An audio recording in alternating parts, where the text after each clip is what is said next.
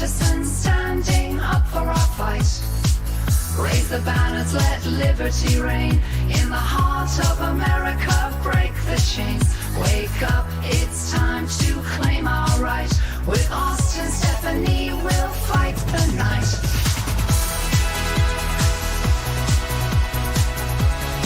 As the government reaches, tries to confine, wake up America, shows us the signs. In the noise of the fray, one truth to define. Our freedom's the star that must always shine. And now a new hope begins to ignite. A baby will come, a new fighter in sight. A family's love, their future bright.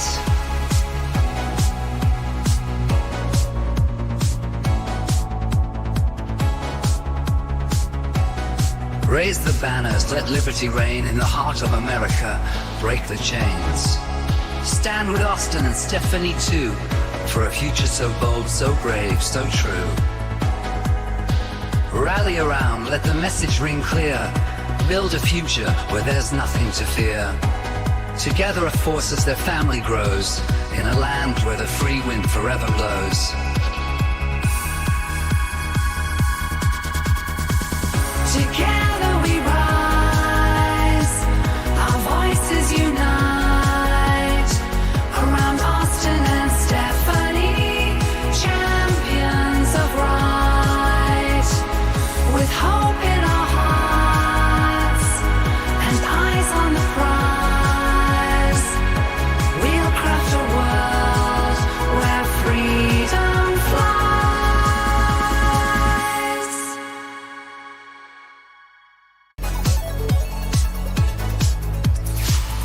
In a world where the chains grow tight, under watchful eyes that stifle the light, there's a voice that calls through the shadow of might.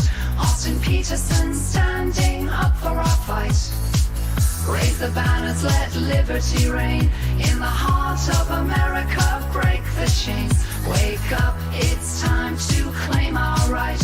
With Austin, Stephanie, we'll fight the night.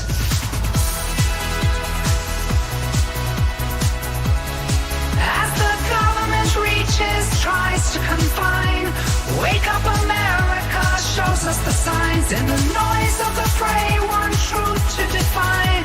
Our freedom's the star that must always shine. And now a new hope begins to ignite. A baby will come, a new fighter in sight. A family's love, their future bright.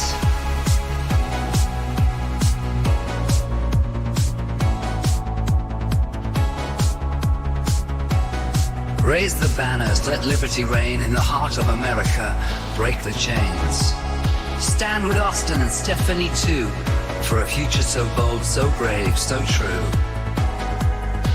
Rally around, let the message ring clear. Build a future where there's nothing to fear. Together a force as their family grows, in a land where the free wind forever blows. Together we rise, our voices unite. Around Austin and Stephanie, champions of right. With hope in our hearts and eyes on the prize, we'll craft a world where freedom flies.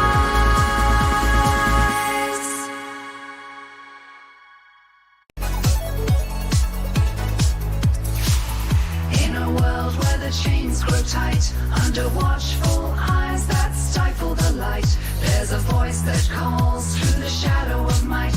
Austin Peterson standing up for our fight. Raise the banners, let liberty reign. In the heart of America, break the chains. Wake up, it's time to claim our right. With Austin, Stephanie, we'll fight the night.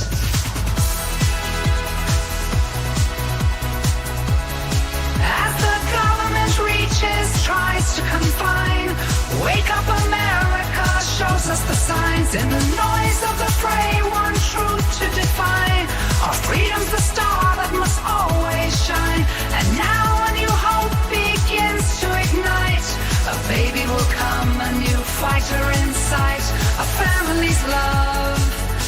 future bright.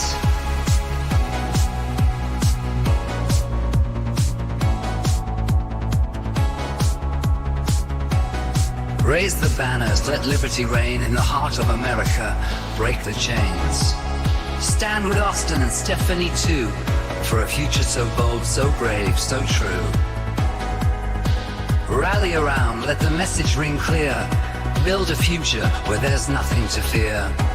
Together a force as their family grows, in a land where the free wind forever blows.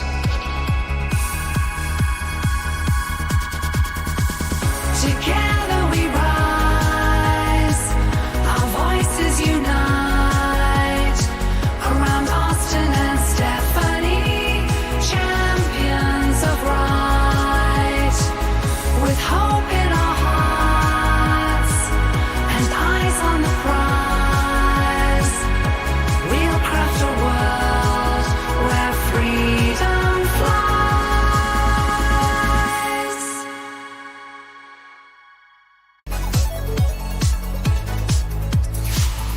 In a world where the chains grow tight, under watchful eyes that stifle the light, there's a voice that calls through the shadow of might.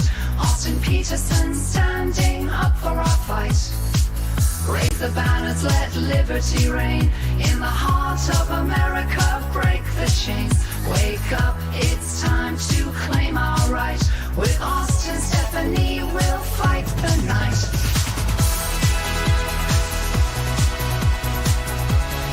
As the government reaches, tries to confine, wake up America shows us the signs. In the noise of the fray, one truth to define. Our freedom's the star that must always shine. And now a new hope begins to ignite. A baby will come, a new fighter in sight. A family's love, their future bright.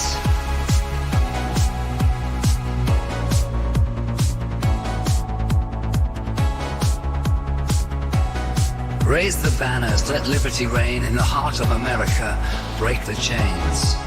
Stand with Austin and Stephanie too, for a future so bold, so...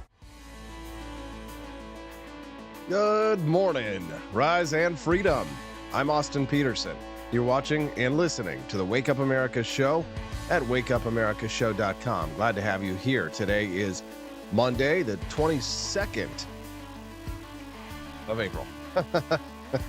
Oh, God, it's just been a really long month. I hope you had a good weekend. Glad to have you here. Don't forget, click that like button if it's your first time watching and listening to the content today and you end up enjoying it.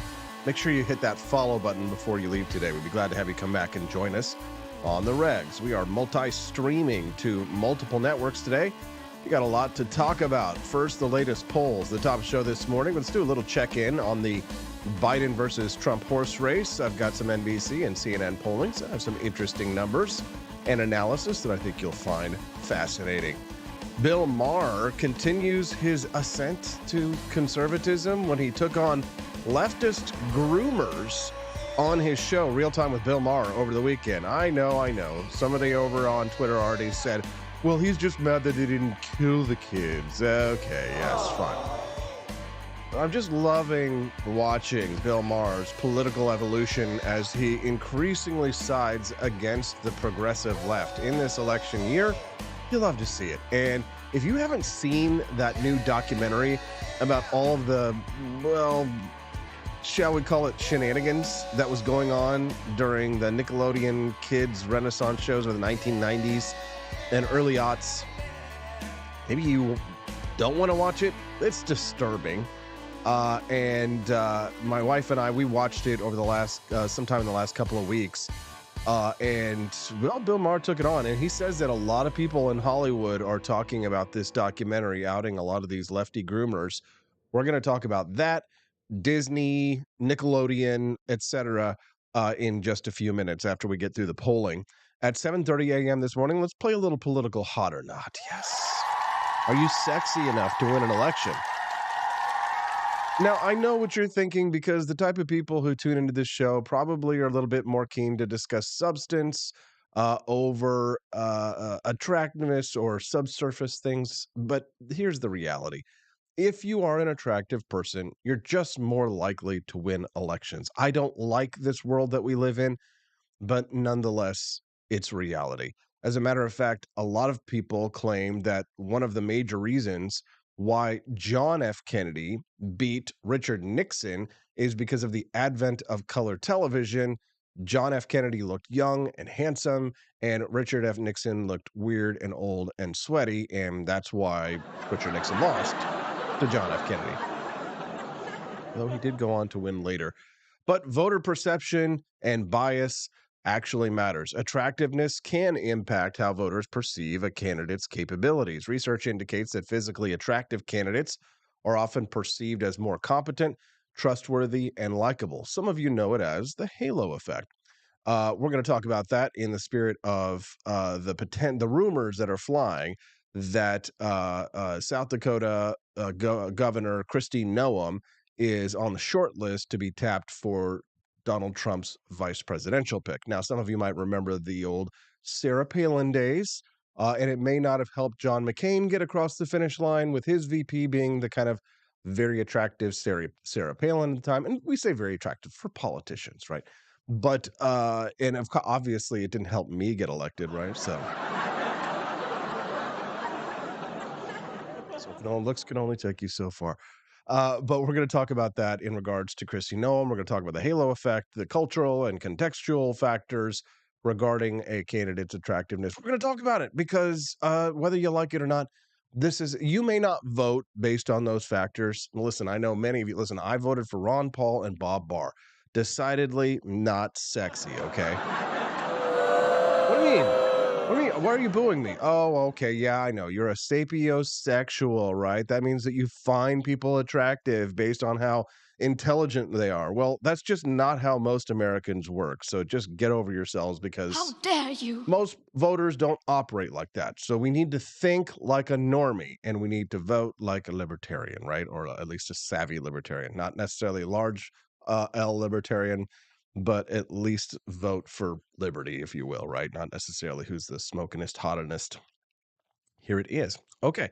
You never understood why they hated Palin so much. Blutreich asked over on the Rumble chat. Well, it's because she was beautiful. The left hates things that are attractive. Remember, they wanted people like Stacey Newman, or what's her name over there? That one chick.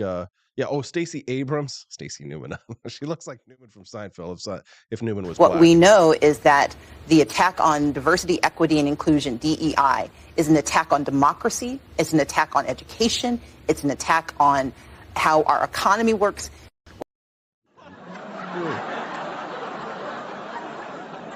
Okay, black female Newman. So the attack on diversity, equity, and inclusion is an attack on democracy, says Stacey. We're going to start calling her Stacey Newman. What do you think? Hey?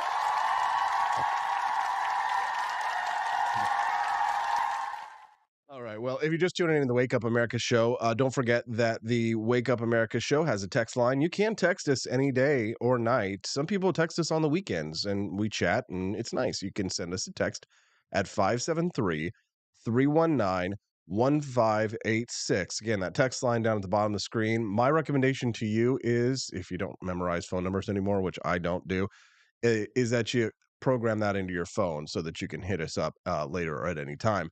Also, quick reminder, we do have bonus content ready for you today, ready to go in the kitty.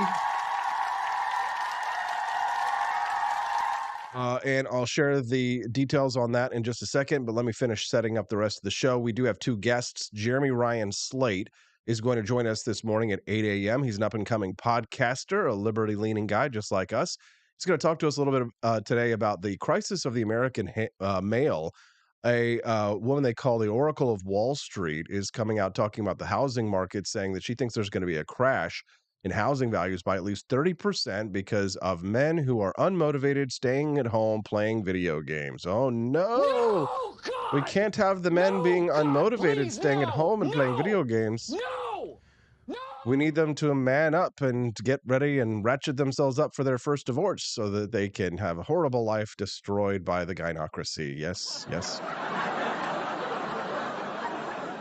Well, I don't know what about you, but what it sounds to me like. Offense, but it sounds like some fucking commie gobbledygook. Thanks, Norm. And after Jeremy Ryan Slate at 8:30 a.m. today, making his second appearance on the Wake Up America show is going to be Dylan Allman. He's a big backer of Robert F. Kennedy Jr.'s presidential campaign.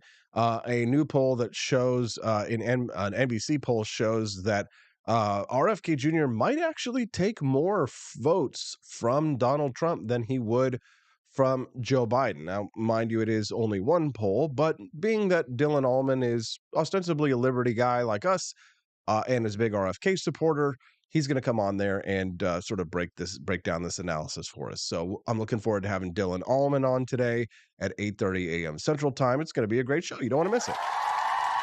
Don't want to miss a minute. Hit that like button, of course.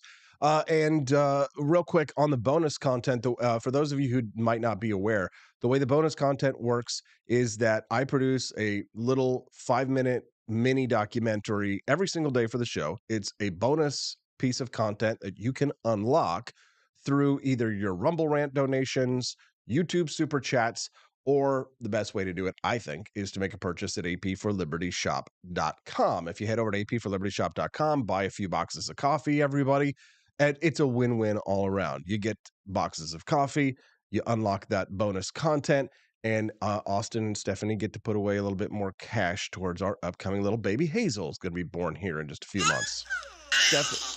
Steffi is okay. Quiet down, Hazel. Steffi is about to give birth in like 3 months. We had our baby moon in Washington, D.C., where we traveled to Thomas Jefferson's Monticello, the Marine Corps Museum, and also to the Sakura Matsuri Cherry Blossom Festival in Washington, D.C. Stephanie's new video comes out today, and it will be available to be viewed at 9:05 a.m. Central Time. Yes.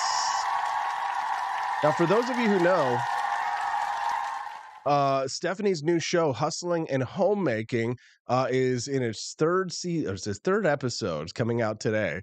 And as a bonus for people who are a part of our Locals page, or if you're a supporting member over at Locals, at our community there, then you get to see it a day early. So if you were a supporting member of Locals yesterday, you got to see Stephanie's Hustling and Homemaking video that was available 24 hours before it goes public to anybody else. So there's another reason to join our Locals page, wakeupamericashow.locals.com.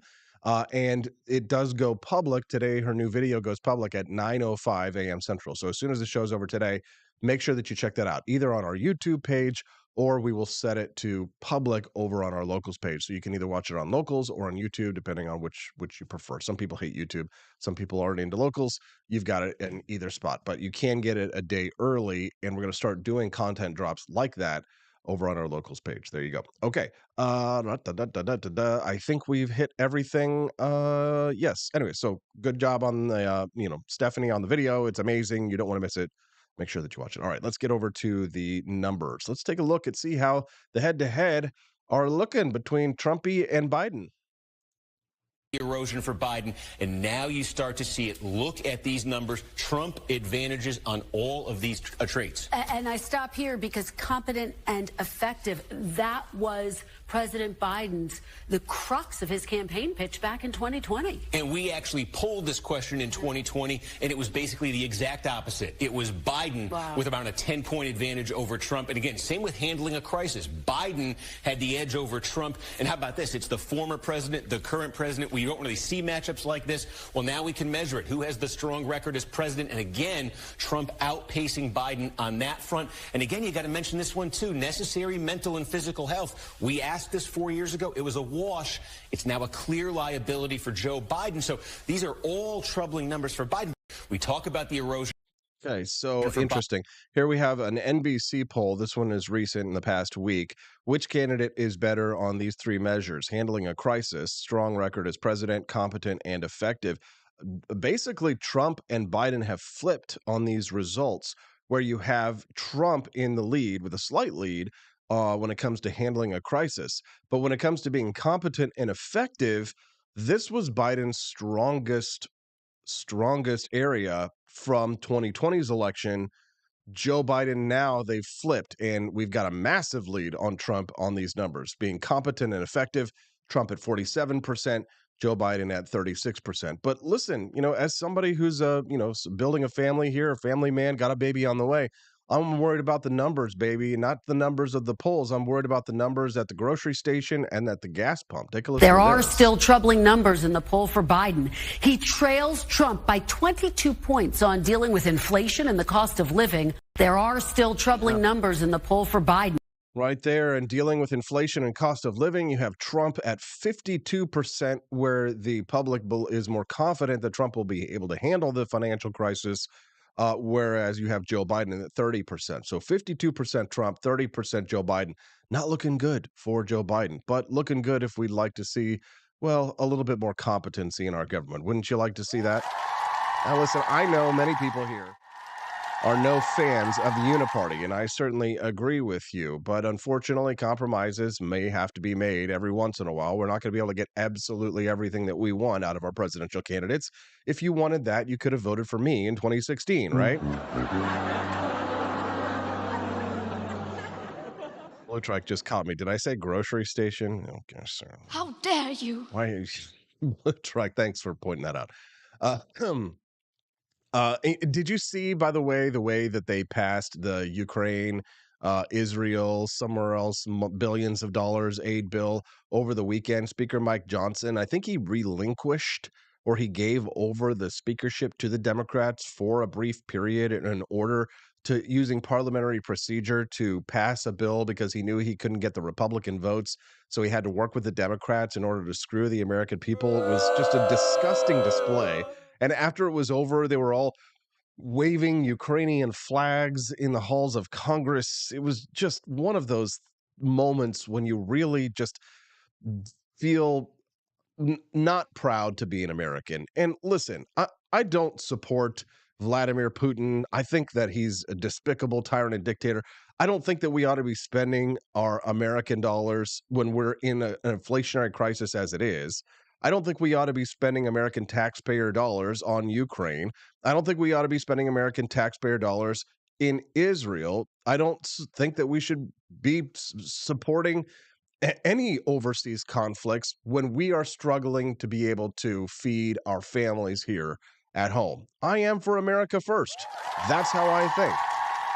But I deeply despise Putin's war of invasion. And I just have to laugh and feel sorry for so many right-wingers that are so stuck in a binary thought process that they think that in order to oppose effectively aid to Ukraine, you have to go out and throw out chaff for Putin. It just makes me, I don't know. When I see, and this is, a consequence of being perpetually online, because when you meet people in real life, that you don't typically meet right-wingers like that in real life, but they are very much the dominant force online. Right-wingers who actively say, well, Putin is just defending himself from the global homo west. Yeah.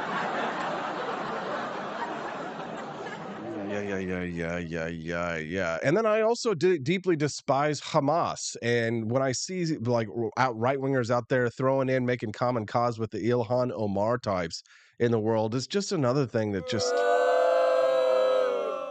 I can't truck with that, right? The people who do support taxpayer aid to these countries like Ukraine and to Israel and to others, the people who support those typically are wealthy elites, right? And if they're wealthy elites, they're the ones who ought to be paying for this, right? Rather than fleecing the rest of us for their special interests. I say America first.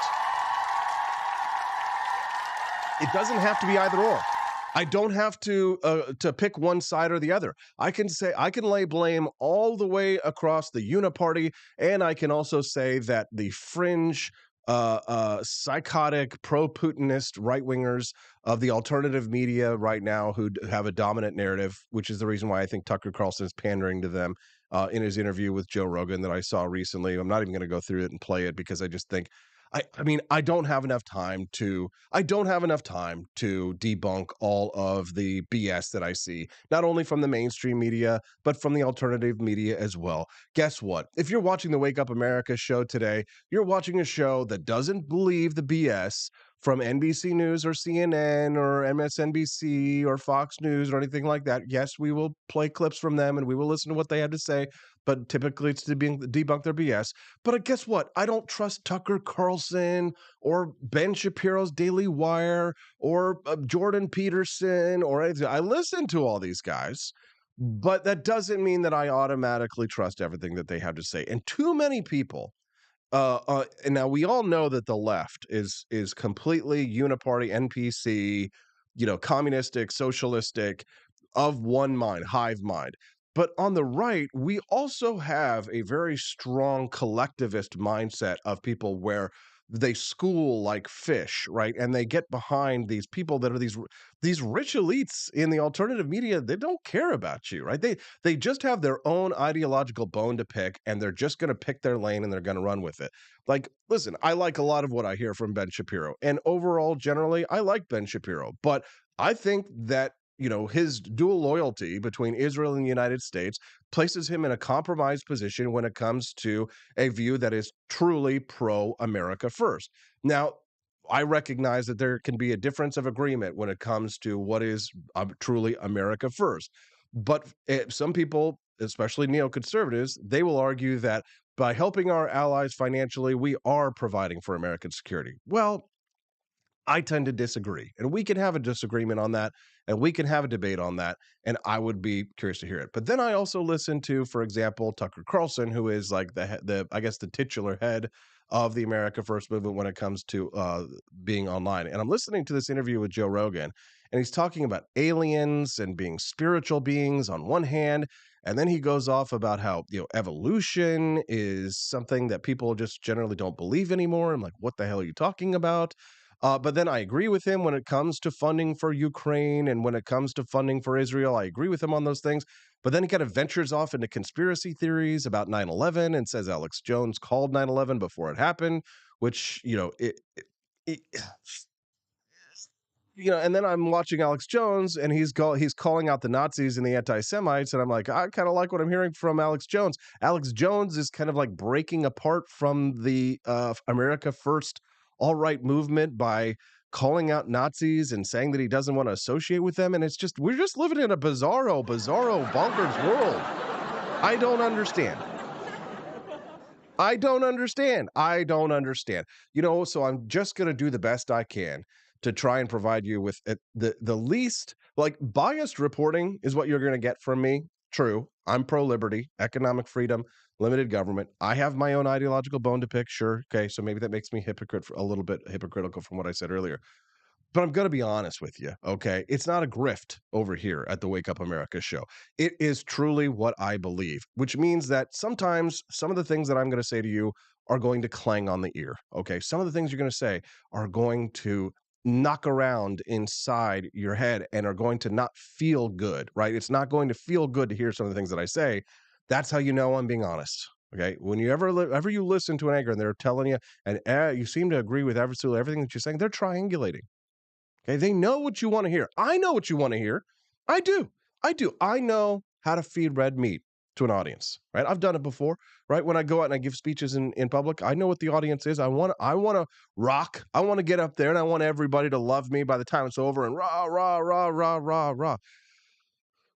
But if you do that all the time, you're not really going to create an army. You're not going to really create an army of followers or supporters who, what happens when you accidentally tell your supporters the truth? Think about that.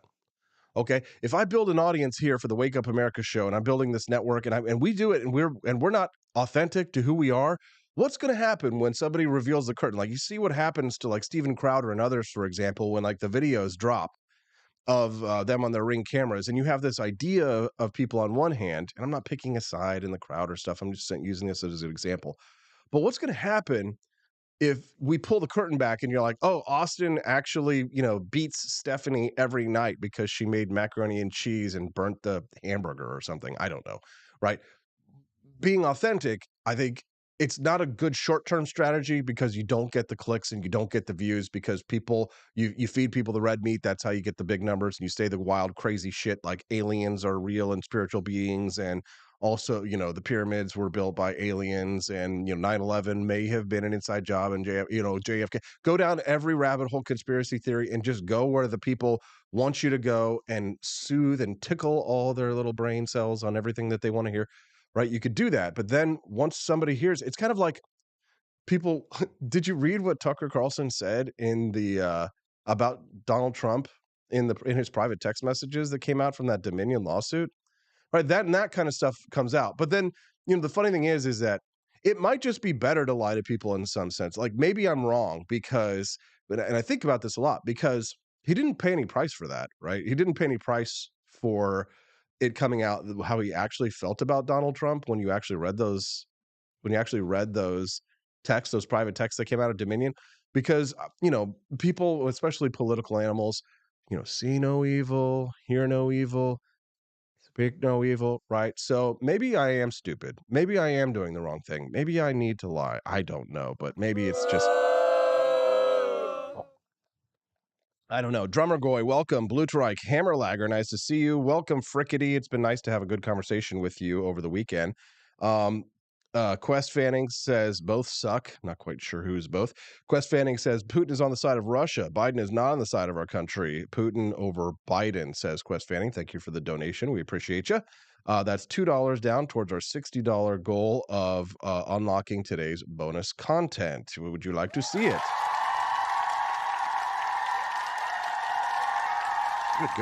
Good. Be glad to have you see today's. Now, the way the bonus content works, FYI, if you want to see the bonus content, is that we have a theme each week for what the bonus content is themed around for the whole week. And you don't find out the theme until you unlock the first piece of bonus content, typically on a Monday, for that week. And then the rest of the week will follow suit. I definitely unlock today's bonus content because once you find out what the theme is going to be for this week, you're going to want to unlock each day's content. And of course, you have about 90 minutes to unlock it. If you don't unlock today's bonus content, it goes away forever and you never see it. And we don't want that to happen because we have a completely unbroken string of bonus content unlocks that we have done for almost 2 months now. So getting those Rumble Rant donations now, head over to apforlibertyshop.com now, make a purchase. Let's get those, let's start getting those donations and those purchases in so we can get that unlocked by the end of the show, right? Don't we want to see it? I mean, don't you want to know what the theme is for this week? I was really excited about this one because sometimes it's hard to come up with these concepts. But if you want to see today's bonus content, make sure you get that in. All right. Bill Maher takes aim at lefty groomers after watching the Hollywood documentary called Quiet on Set, an expose about the life of several child actors who were abused while growing up in television, in Nickelodeon and in Disney films. Take a look and a listen to this. We're going to react to Bill Maher's segment over the weekend where he departs from the wild, loony left. Take a listen to this.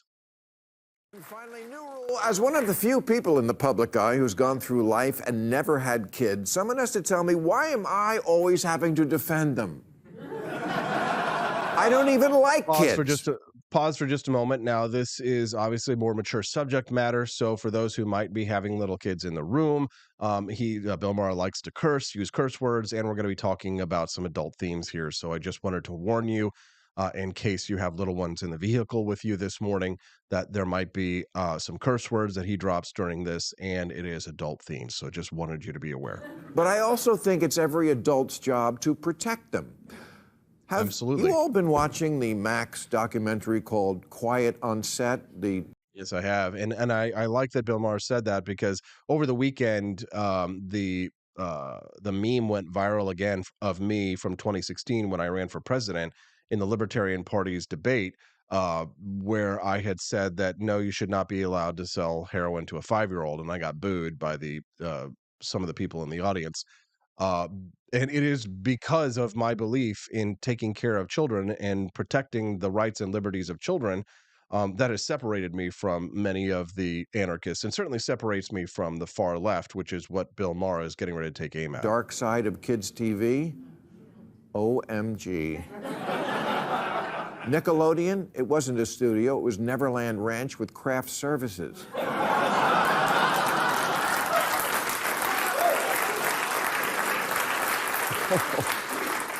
It is just scene after scene, clip after clip of the child stars of their day being subjected to obviously inappropriate, highly sexualized degradation, and quite a few pickles going through glory holes.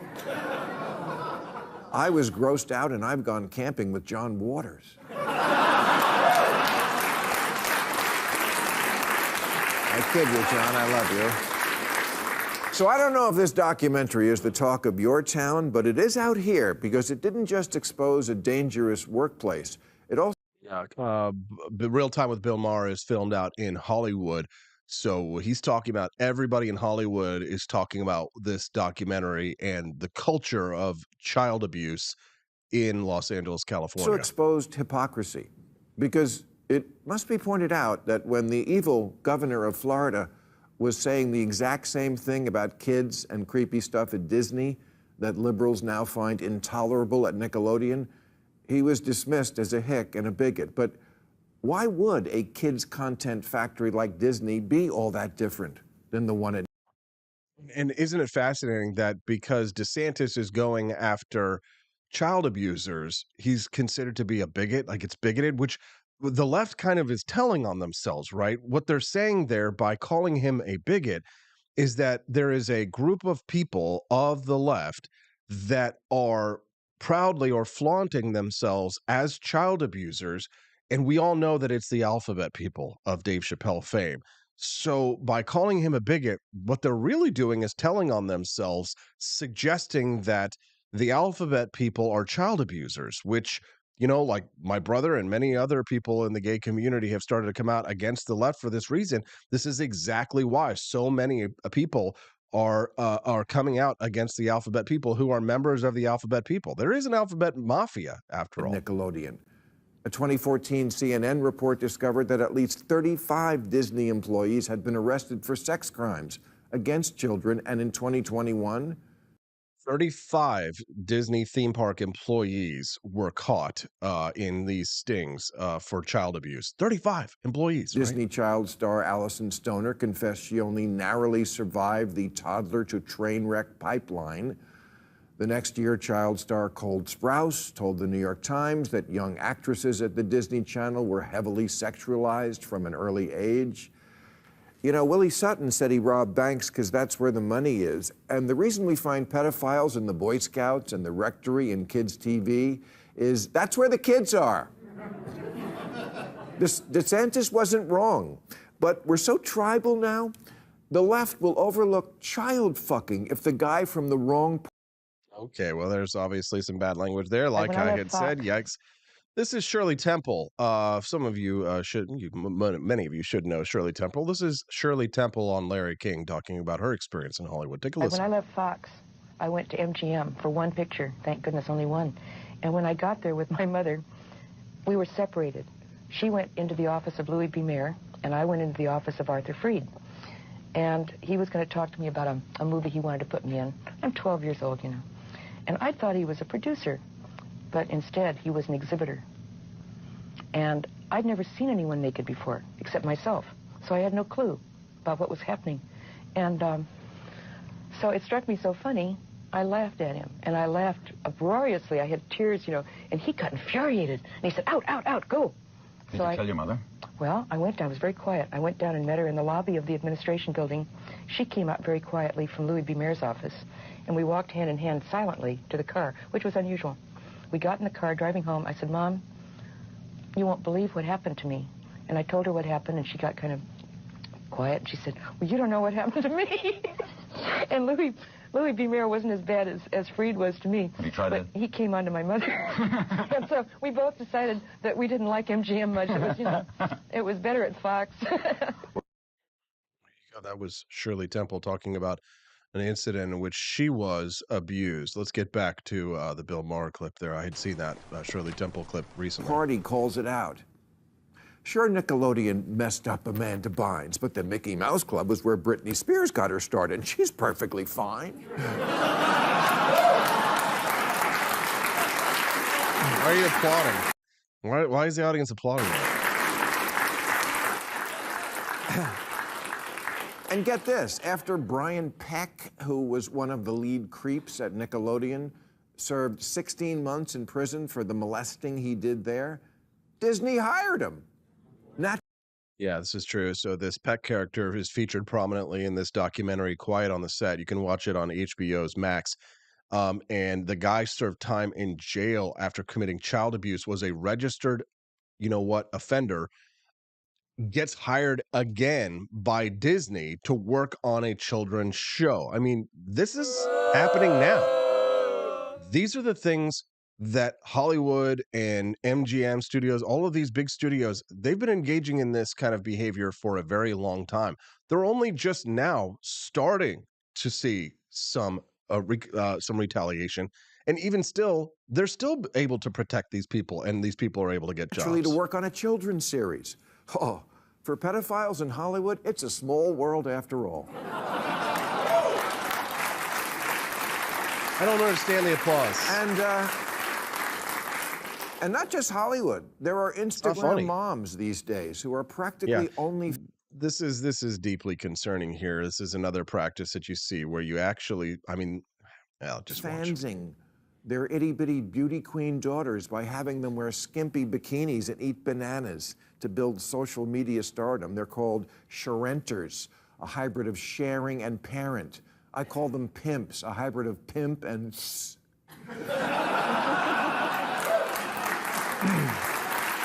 I mean, people have been talking about, you know, the Here Comes Honey Boo Boo, the phenomenon of child beauty queens and pageants and the creep factor that goes along with those for a long time. But now with the rise of social media, you have parents who are sort of confirming what I think people have been saying for a long time about the danger associated with these parents. It's not just like that you're forcing your kid to do something that maybe they don't like, or you know, over hectoring them and you know, not allowing them to be a child.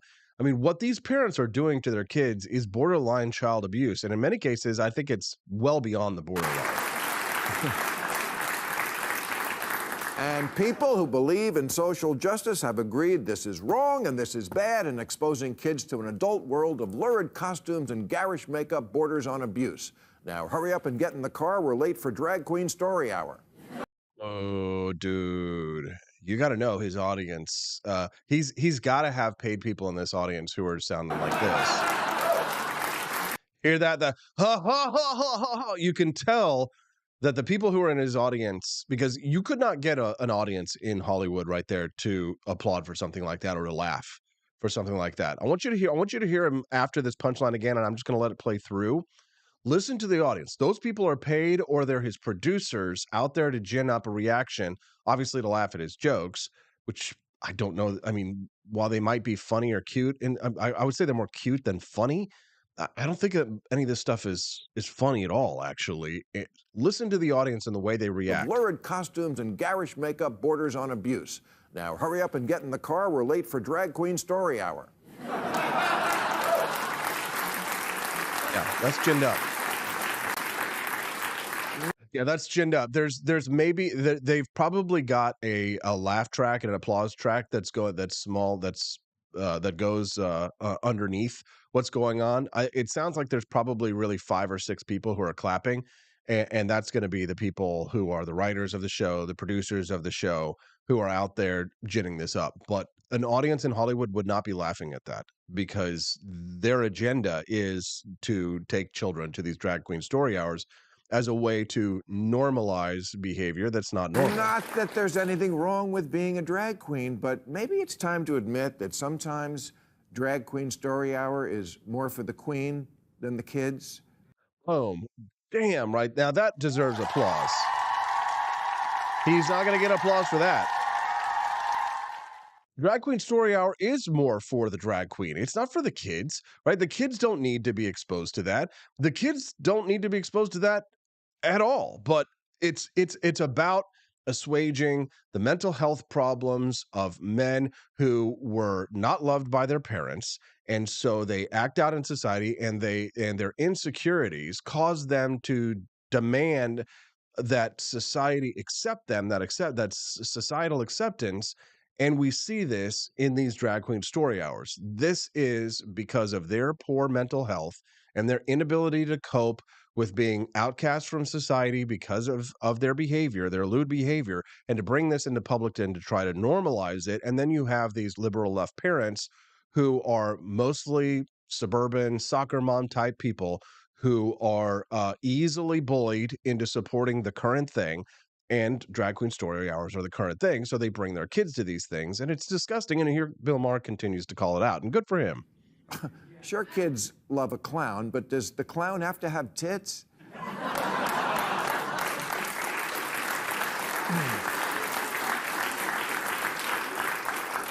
And when I see a 5-year-old tipping at a bar under a sign that says it's not going to lick itself, do I have to pretend that's cool in order to keep my liberal ID card? Sorry, I can't do that. If you want kids to be more tolerant, why not have handicapped people read them stories? Kids are more likely to encounter disabled people than drag queens in life. Geez, can't we just go back? Yeah, the drag queens don't show up to the senior centers to read books to the old people who might actually, like the company. To the good old days when kids were read simple stories with simple morals like, if you're a lonely single man, just make a boy out of wood.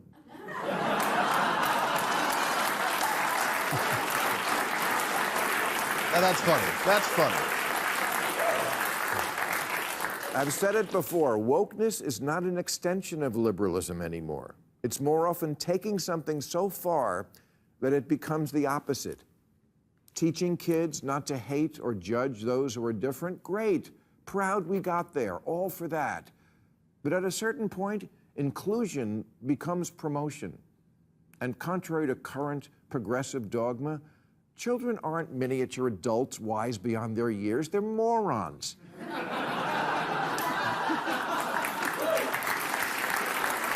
Exactly. They're not mature enough to know what they were doing when they signed for their student loans at 18 years old, but they are mature enough to vote at 16 and to decide what gender they are at 8. They're gullible morons who'll believe anything and just want to please grown-ups. And they don't have any frame of reference. So they normalize whatever's happening. That's why endlessly talking about gender to 6-year-olds isn't just inappropriate. It's what the law would call entrapment. Or grooming, actually. Which means enticing people into doing something they wouldn't ordinarily do. For example, after 9/11. He goes off on this whole terrorism bent, but I'm going to move along a little bit past that because I think it's kind of irrelevant to what he's talking about here. But take a listen to this. Some of that isn't going on with gender in schools.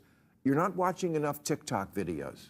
I pledge allegiance to the queers. I'm not allowed to be out as trans non-binary at school. My response to this is to be as obnoxiously queer as possible. There's a certain kind of activist these days who wants to take heterosexuality, old school, old-fashioned, boring, minding its own business heterosexuality, and lump it in with patriarchy and sexism and racism and tell kids, wouldn't it be cool if you were anything but that? It also seems to be the theme of kind of a lot of kids' books these days.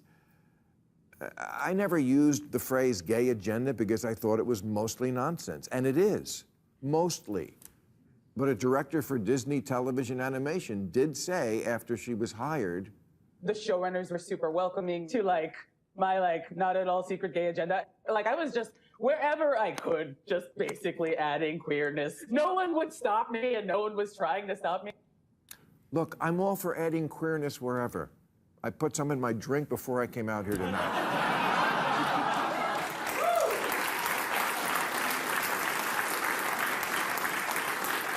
But maybe we should think about giving kids a break from our culture wars for a minute, or at least until the election is over. There you go. I got to say, pretty brave.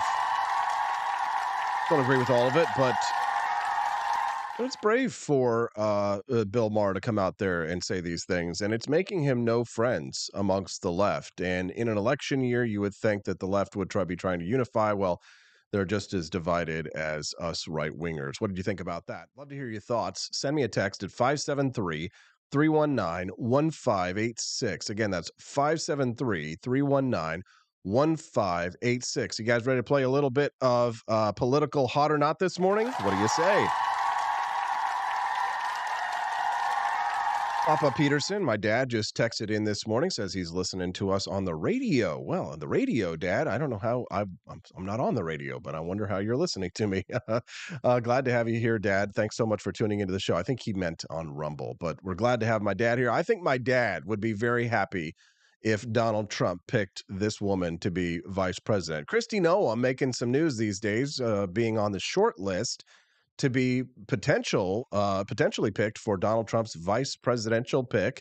Kristi Noem says she will support Trump even if he's convicted in the hush money case, says that she would do so every single day of the week. Take a listen. President Trump paid his legal fees. He paid his Michael Cohen legal fees and bills, and that's what this trial will bring forward, hopefully, is the truth.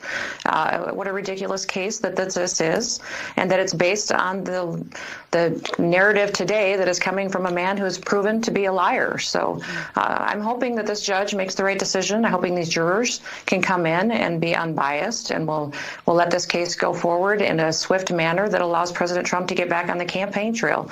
Americans deserve to hear from their candidates, and the Democrats and the activists are using this trial to derail him, to keep him in court instead of out talking to Americans about what their real concerns are. And their real concerns are their everyday lives. They need a leader in the White House who gets up every day and puts them first and doesn't raise their taxes, doesn't overregulate them, take away their freedoms, and give all our money to other countries instead of making sure that we're taking care of America first and keeping us safe and secure. I just want to say for the record, there's absolutely no evidence that President Biden is involved in this. This is a case that is being brought in the state of New York by the Manhattan and DA. That's what I think is remarkable, is that if you look at President Biden and what he's done and what his son has done, and the fact that they are not being prosecuted for some of their crimes, that has nothing to do really with this. Kind of unprecedented. That's South Dakota Governor Kristi Noem, rumored to be on the short list for Donald Trump's vice presidential pick. Here's another clip that I saw that she posted on her timeline today. Hi, everybody. I'm Governor Kristi Noem. Now, today I announced that South Dakota would not be taking any illegal immigrants from the southern border. If you are trying to enter our country illegally, call me when you're an American. President Trump secured our border. He fixed the refugee program to keep out bad actors. President Biden has destroyed all of that progress. Terrorists have been apprehended at the southern border, and the risk to the people of South Dakota is far too great. Elections have consequences, and President Biden has made America less safe. That's why I'm taking this action to protect all of South Dakota. Thank you for listening. Kristi Noem for VP. I don't hate it. I don't hate the idea. And let me just tell you, as a veteran of almost a half a dozen presidential campaigns, I can say with confidence that being hot helps. And South Dakota Governor Kristi Noem is hot as hell. God bless her. But is that going to be the deciding factor to give her the spot over, say, maybe a Nancy Mace or Elise Stefanik? Now, before you cancel me for being insensitive here, and bringing up her looks, I will talk about the fact that she was obviously one of the top 5 governors during the pandemic. But I'm not even the first person to bring this up, okay? The far-left news rag called the Daily Beast is already making the case for how Kristi Noem sort of fits Donald Trump's conventional version of attractive, which I think is funny.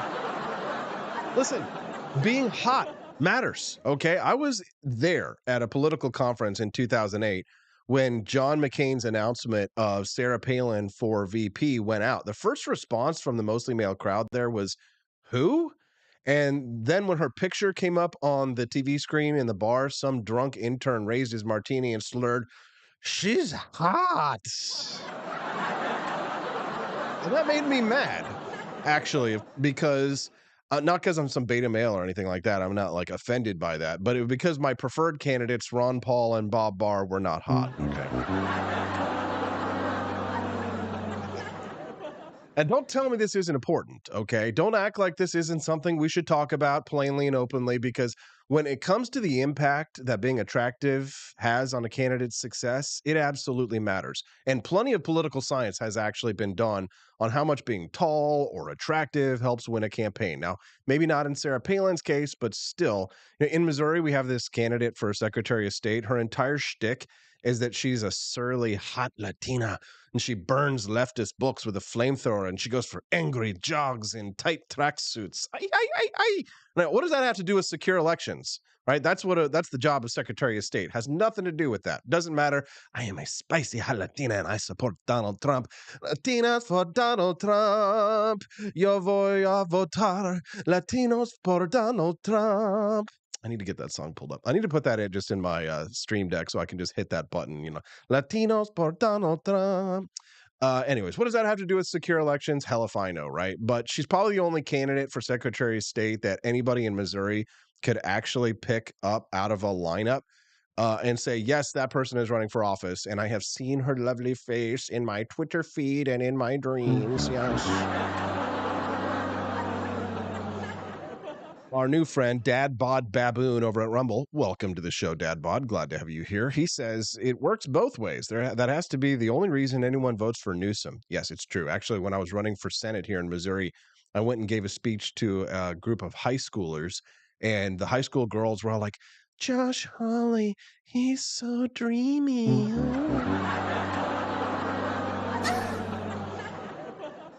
Anyways, but Kristi Noem kind of locks in that important white male Trumper vote they were kind of dejected in 2020.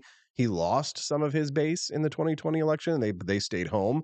And the latest Wall Street Journal polls show that more minority men are crossing over from the Democrats and Biden to Republicans because of the left's woke nonsense and all that stuff you just heard me playing Bill Maher talking about. You have more men leaving the Democratic Party that are minorities and coming to the Republican Party. And I'm guessing that these black men and Latino men, I'm guessing that they like hot women too, because if they didn't, they'd stay with the Democrats. Because as the great Scott Adams, the creator of Dilbert, recently tweeted, the Democrats are the party of women and the men who are afraid of them.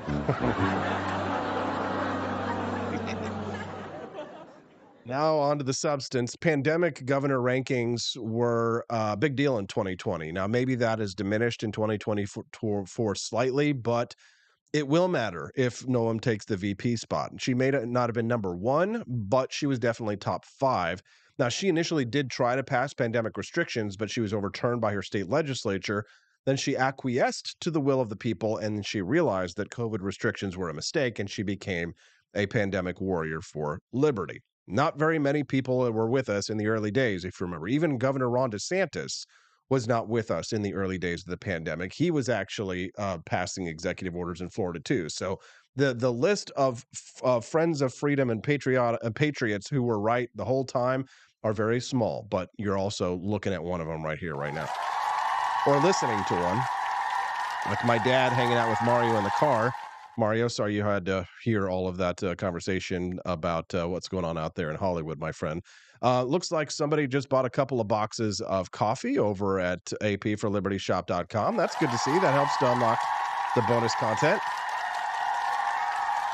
We're now only $20 away from unlocking today's bonus content. Today's mini documentary, you don't even know what the theme is yet. So you've got to buy maybe one more box of coffee, and then you'll find out what the theme is. Would you like to see, instead of listening to commercials when I go get my next guest here in about 10 minutes, would you like to see and listen to the mini documentary that I produced this week instead of commercials? Well, you can.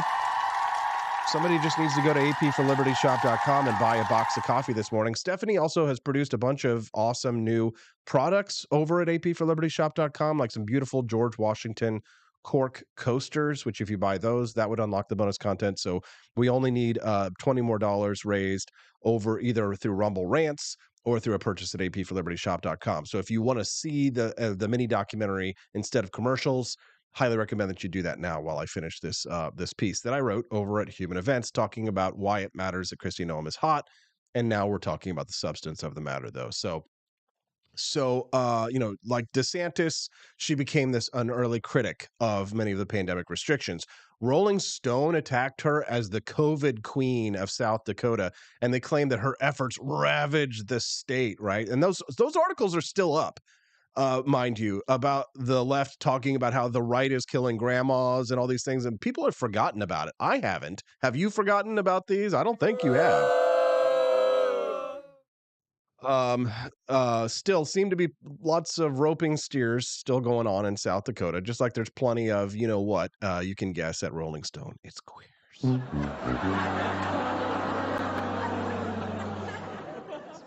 Let's be honest, right? The right is making a big play against the identity politics of the left, but we all know Republicans love tokenism just as much as the Democrats, right? Kristi Noem's MAGA makeover, you know, she's got the hair and the teeth. It's going to get her a lot of women votes, and that's just reality. Those are the votes that Trump needs. You know, maybe it didn't help John McCain, but Donald Trump is no John McCain. Now, the one coalition of voters that Trump is weak on is suburban women. And as we can see from commercials, television, and brainless flicks like the Barbie movie, those women voters are going to vote with their vaginas every time. Which I don't know how you do that, but it's amazing. How do you do that, ladies? And since Trump's made the right moves with his recent abortion comments, I'm going to go out there and say that putting up a token female in the VP spot is a great move to get the Range Rover driving soccer moms out to the polls for Donald Trump. If representation is what the ladies care about, I'm guessing there are a lot more female voters that look like Kristi Noem than Kamala Harris. All right, well, we're going to go to commercial break. We didn't unlock the bonus content. Don't boo. Don't boo me. I've seen what makes you cheer. All right, so get those donations in and you'll unlock the bonus content. We'll be back with Jeremy Ryan Slate. We're going to talk about the crisis of men not buying houses in this country. We'll be right back on the Wake Up America Show at wakeupAmericaShow.com. Expansive time, a year might seem like a mere moment, but oh, what a year it's been. In September 2022, Austin and Stephanie Peterson embarked on a journey to wake up America. They began humbly, with just 20 souls tuning in, learning, listening, and though challenges arose, like the looming shadow of YouTube demonetization, their spirit never waned. And now, thanks to you, thousands rise with the sun to join them, to listen, to engage, to be a part of a community. So here's to you, and to Wake Up America, for memories shared, for friends made, for the journey ahead, and for never, ever forgetting to rise and freedom. Happy anniversary. I'm Donald Trump, and I approve this message. Believe me, Austin Peterson is the best. He's got the greatest Wake Up America show I've ever seen. Whenever I tune in the mornings and watch the live stream, let me tell you, he has got the absolute best content. I love his guests. It's just a total blast to watch, and I highly endorse and recommend the Wake Up America show. It's terrific, believe me. Is the outdoor of your home about as exciting as a library? Then spice it up and unbore your space with our custom metal signs. Crafted with love and a bit of libertarian magic, you can customize your own metal sign at ap4libertyshop.com. So head to ap4libertyshop.com, customize your own metal sign today.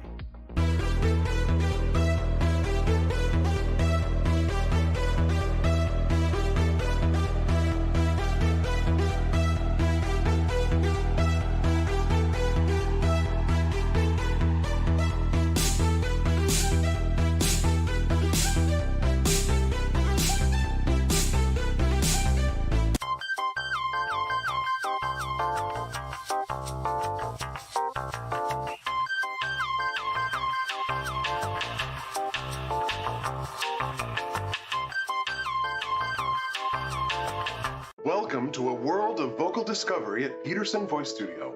I'm Justin Peterson, here to guide your musical journey. Envision a place where your voice reaches new heights, where every note tells a story. We embrace all singers, from the enthusiastic shower vocalists to aspiring stars, ensuring each voice finds its unique rhythm and tone. Are you ready to elevate your voice? Visit PetersonVoiceStudio.com and sign up for remote lessons tailored just for you. Let's begin this melodious journey together.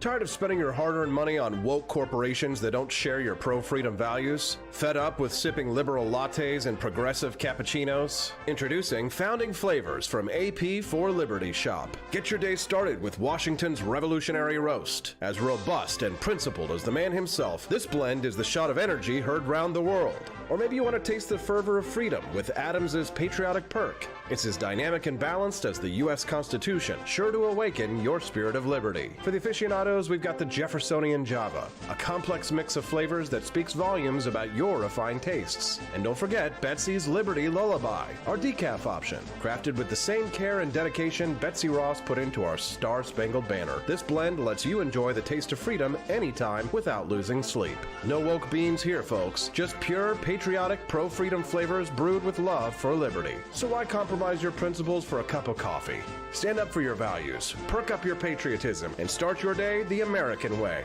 Get your Founding Flavors at apforlibertyshop.com.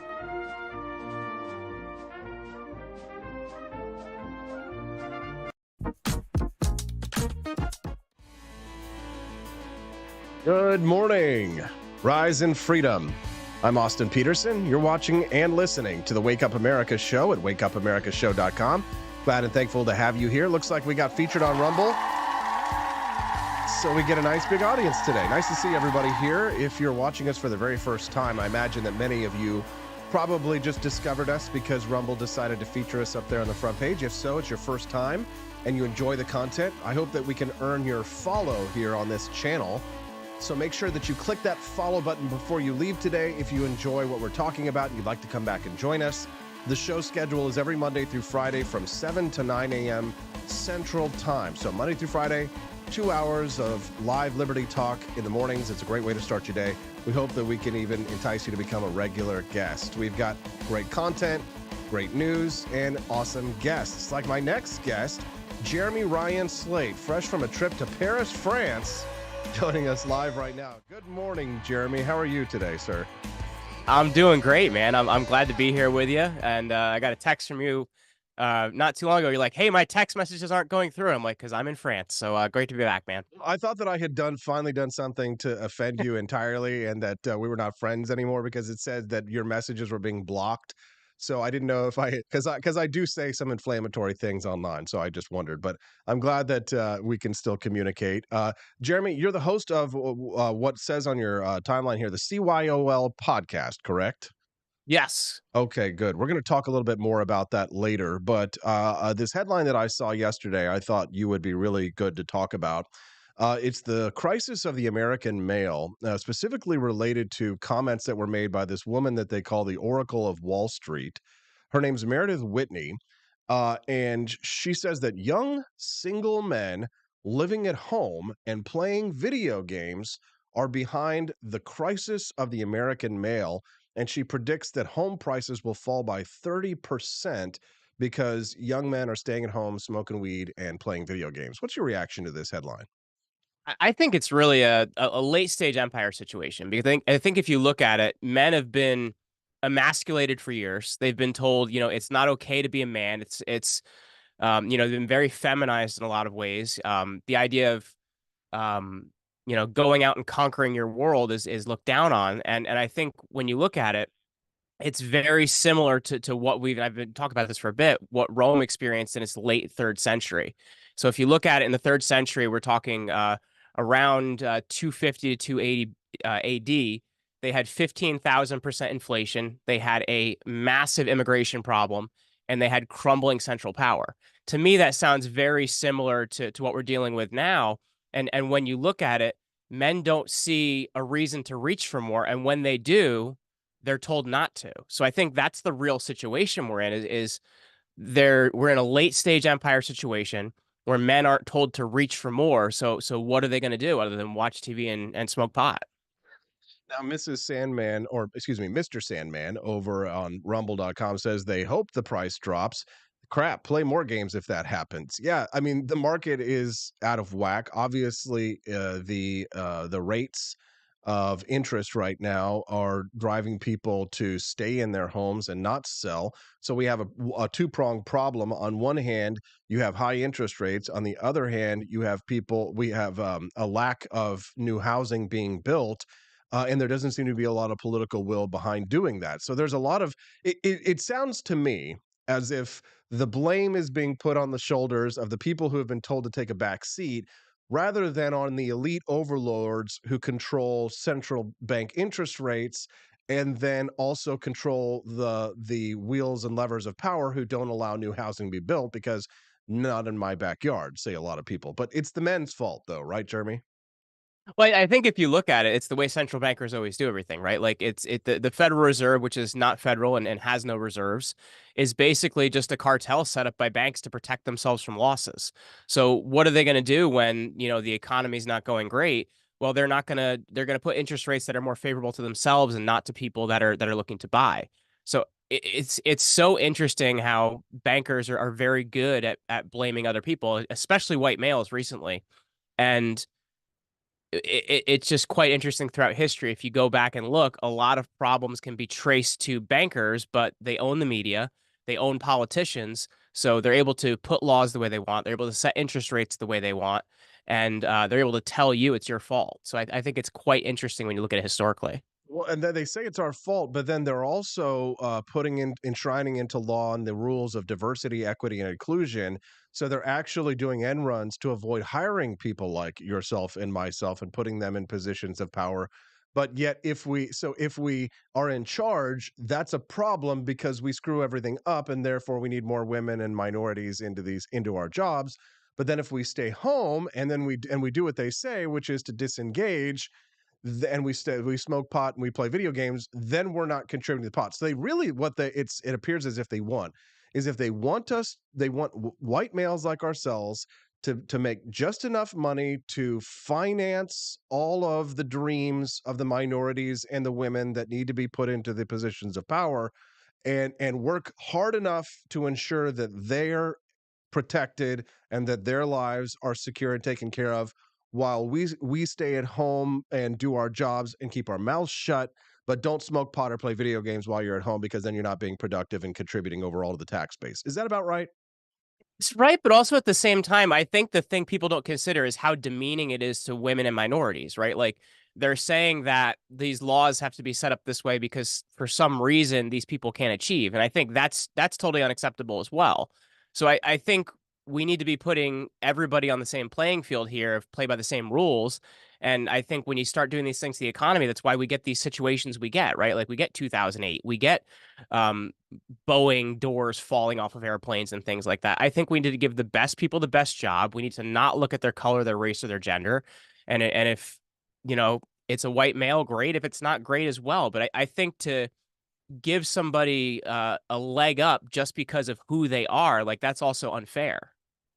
I'm speaking to Jeremy Ryan Slate this morning on the Wake Up America show. Good morning to everyone who's joining us live right now. We're glad to have you here. I'm Austin Peterson, and I hope that I can make your acquaintance and you can become a regular guest. It looks like the numbers are climbing here over at rumble.com. So it's nice to see, and we hope that you'll click that follow button and maybe give us a like as well and come back and join us 5 days a week on this time period. Jeremy and I are talking a little bit about a study from the Pew Research Center and a woman's comments who is known as the Oracle of Wall Street about the reason why she expects there to be a crash in housing prices because men are not getting married, they're staying home, they're smoking pot, they're playing video games, and are not contributing overall to the economy. Now, one of the statistics from this Pew Research Center poll that was cited in this article I shared with you, Jeremy, says this: a lot of young men are single. Ourselves excluded here, obviously. More than 60% of men under 30 describe themselves as unattached. And this is what this woman referred to in her thinking in this analysis. The study found the share of single men in the country looking to date or be in a relationship has declined since 2019. So these young men 60% of them under 30, they're not even in a relationship and they're not even looking to be in a relationship. Single men haven't had sex in the past year and they don't even care. More men are living at home with their parents, and for longer, A 2016 report from the Pew Research Center found young men were more likely to live at home with mom and dad than with a partner. Now, she claims that this is the fault of mid 2000s video games. I don't want to color your opinion of what it actually is, Jeremy, but I don't think it's video games. Why do you think so many young men are unattached, uninterested in sex, uninterested in dating, and living with their parents? Do you think it's really video games?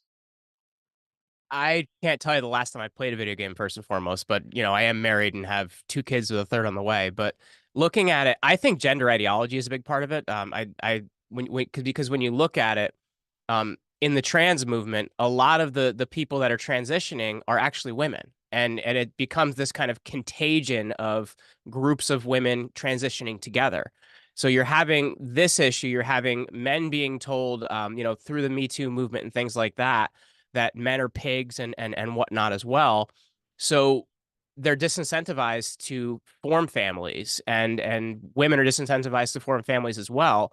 And I think that really, when you look at kind of the gender ideology, that's a Marxist ideal, right? Like, you don't want people to form families, to form groups that are because people are subservient to the state, and the state is supposed to be the parent, and the state is supposed to be the family. And to create anything other than the state, it's the same reason they go after religion, Austin, because religion in Marxism is the religion of the state. So I think that's really what we're dealing with, is this gender ideology is a Marxist driven ideology. And unless we handle the ideology, which is coming through our colleges of education into our schools, that's the real problem. If we don't handle that, it's a problem much earlier, in someone's journey than when they're ready to get married. Yeah, I agree with you, Jeremy. I do think that it's more likely to be gender ideology and the politicization of everything that has to do with why more young men are staying home and uninterested in relationships. I got married a couple of years ago. My wife and I dated for a year before that. But I did catch the tail end of the dating app part of the of relationships these days. So for maybe, the I was time. way out of the game before then, man. Yeah, so around, like, like 2008 to 2000 and 18 or so, right? I'm in the, so for like about 8 years, I'm trying Tinder or Bumble or into these dating relationship services. And I remember it was pretty bad in the beginning, but you could actually get a date. But towards the end, it just became a way to kind of stroke women's egos because they would never respond. They would swipe left on absolutely everybody. So there's this concept of infinite choice, where women are more picky, women are more choosy. They're really only going to select the very, very top of men, and if you don't qualify, then you're probably not going to get a date. But in the last 2 or 3 years of my singleness, we had the phenomenon of Donald Trump. And of course, what you would see on these profiles, Jeremy, you wouldn't have known because you weren't on them, but it was swipe left if you voted for Donald Trump. And literally in 2016, I ran against Donald Trump and Hillary Clinton as a libertarian for president of the United States. But it didn't matter, because unless you supported the Democrats, unless you support the left's maniacal version of society, where you have to take your kids to the drag queen story hour, you have to believe that the transgender woman is a man and that the transgender man is a woman, and you have to buy into the Democrats' political program, or they will deny you a relationship. Like, women are so brainwashed by the left these days, and you see this in some of these polls, Jeremy. I don't know if you've seen like Well, I how, like, think also objectifying of women is a big part of it as well, because I've seen it talked about in a few different shows, but have you heard about the whole AI girlfriend craze going on as well? yes, They yes. that men can create their ideal version of a woman and, have that relationship with an AI, which I don't understand quite how that works. But to me, that's also a huge objectification of women as well, right? Like, we're looking at purely just sex and attraction, and we're not looking at relationships and communication and things like that. So that's also a massive problem of what we've done, Yes. to men. Like, why would But they go is out and that a date? Why would they start a family? but isn't that a step up from OnlyFans, right? So if we say that Well, it only actually kills OnlyFans, right? Because there's no reason to right. have OnlyFans. So in some ways, having an AI girlfriend who's a robot would be superior to taking, a woman and destroying a real woman's life by incentivizing her to sell herself online on OnlyFans. So there's pros and cons of the AI girlfriend. Could you imagine having this conversation in 1999? I mean, this is real. I mean, there are probably people who Science fiction, man. yeah, I mean, weird science, weird science. I mean, literally, we're talking about the premise of the movie Weird Science, where the two guys created the robot girlfriend or whatever, the hologram chick. And that was a great movie, but now it's reality. So, I mean, we're talking about the negative effects of this, and the question is that the incentives, unfortunately, Jeremy, are in a bad place for young men.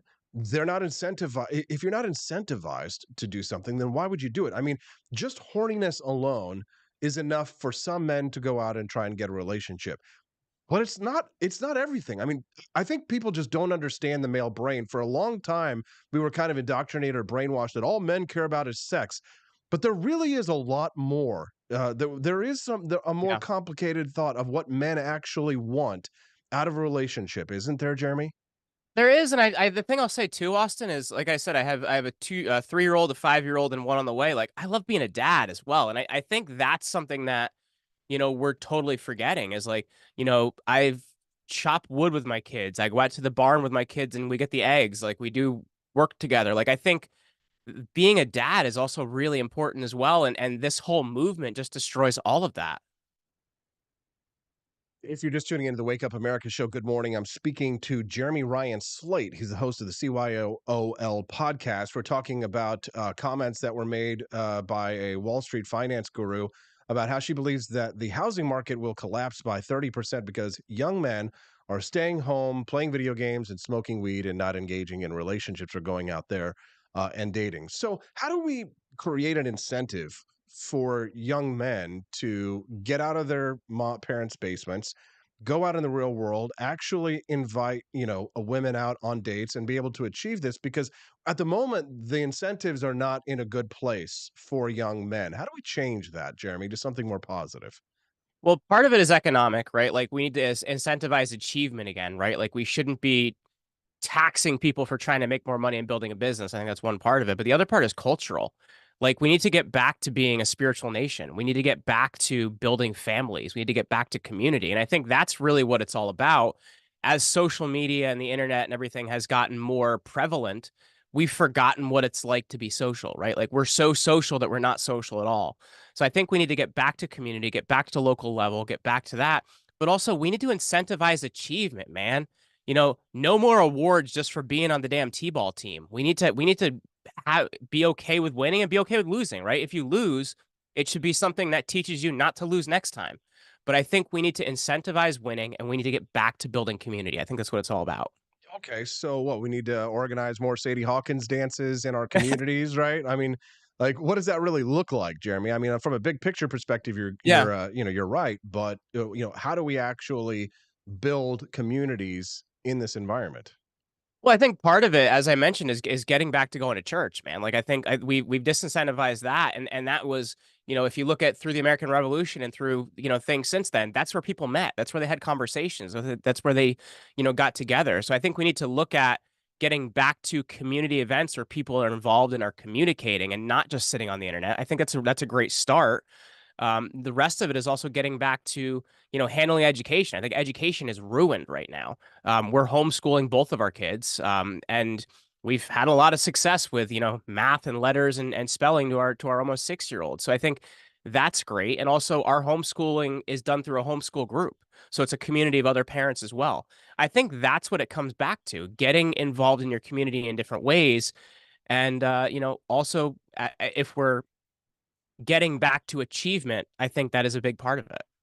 Jeremy, when you say, getting more people back into church, you see the church as like a powerful counter force to Marxist and leftist indoctrination that goes on in public schools and universities, academia. It's enemy number one of those things, because if you look at what Marxists do, they stamp that out. They stamp that out because that's how people connect, but it puts a being above the state, right? And the state is supposed to be above everything. So I think if we can get back to that, that is our number one thing we have to deal with. This is a spiritual battle we're fighting.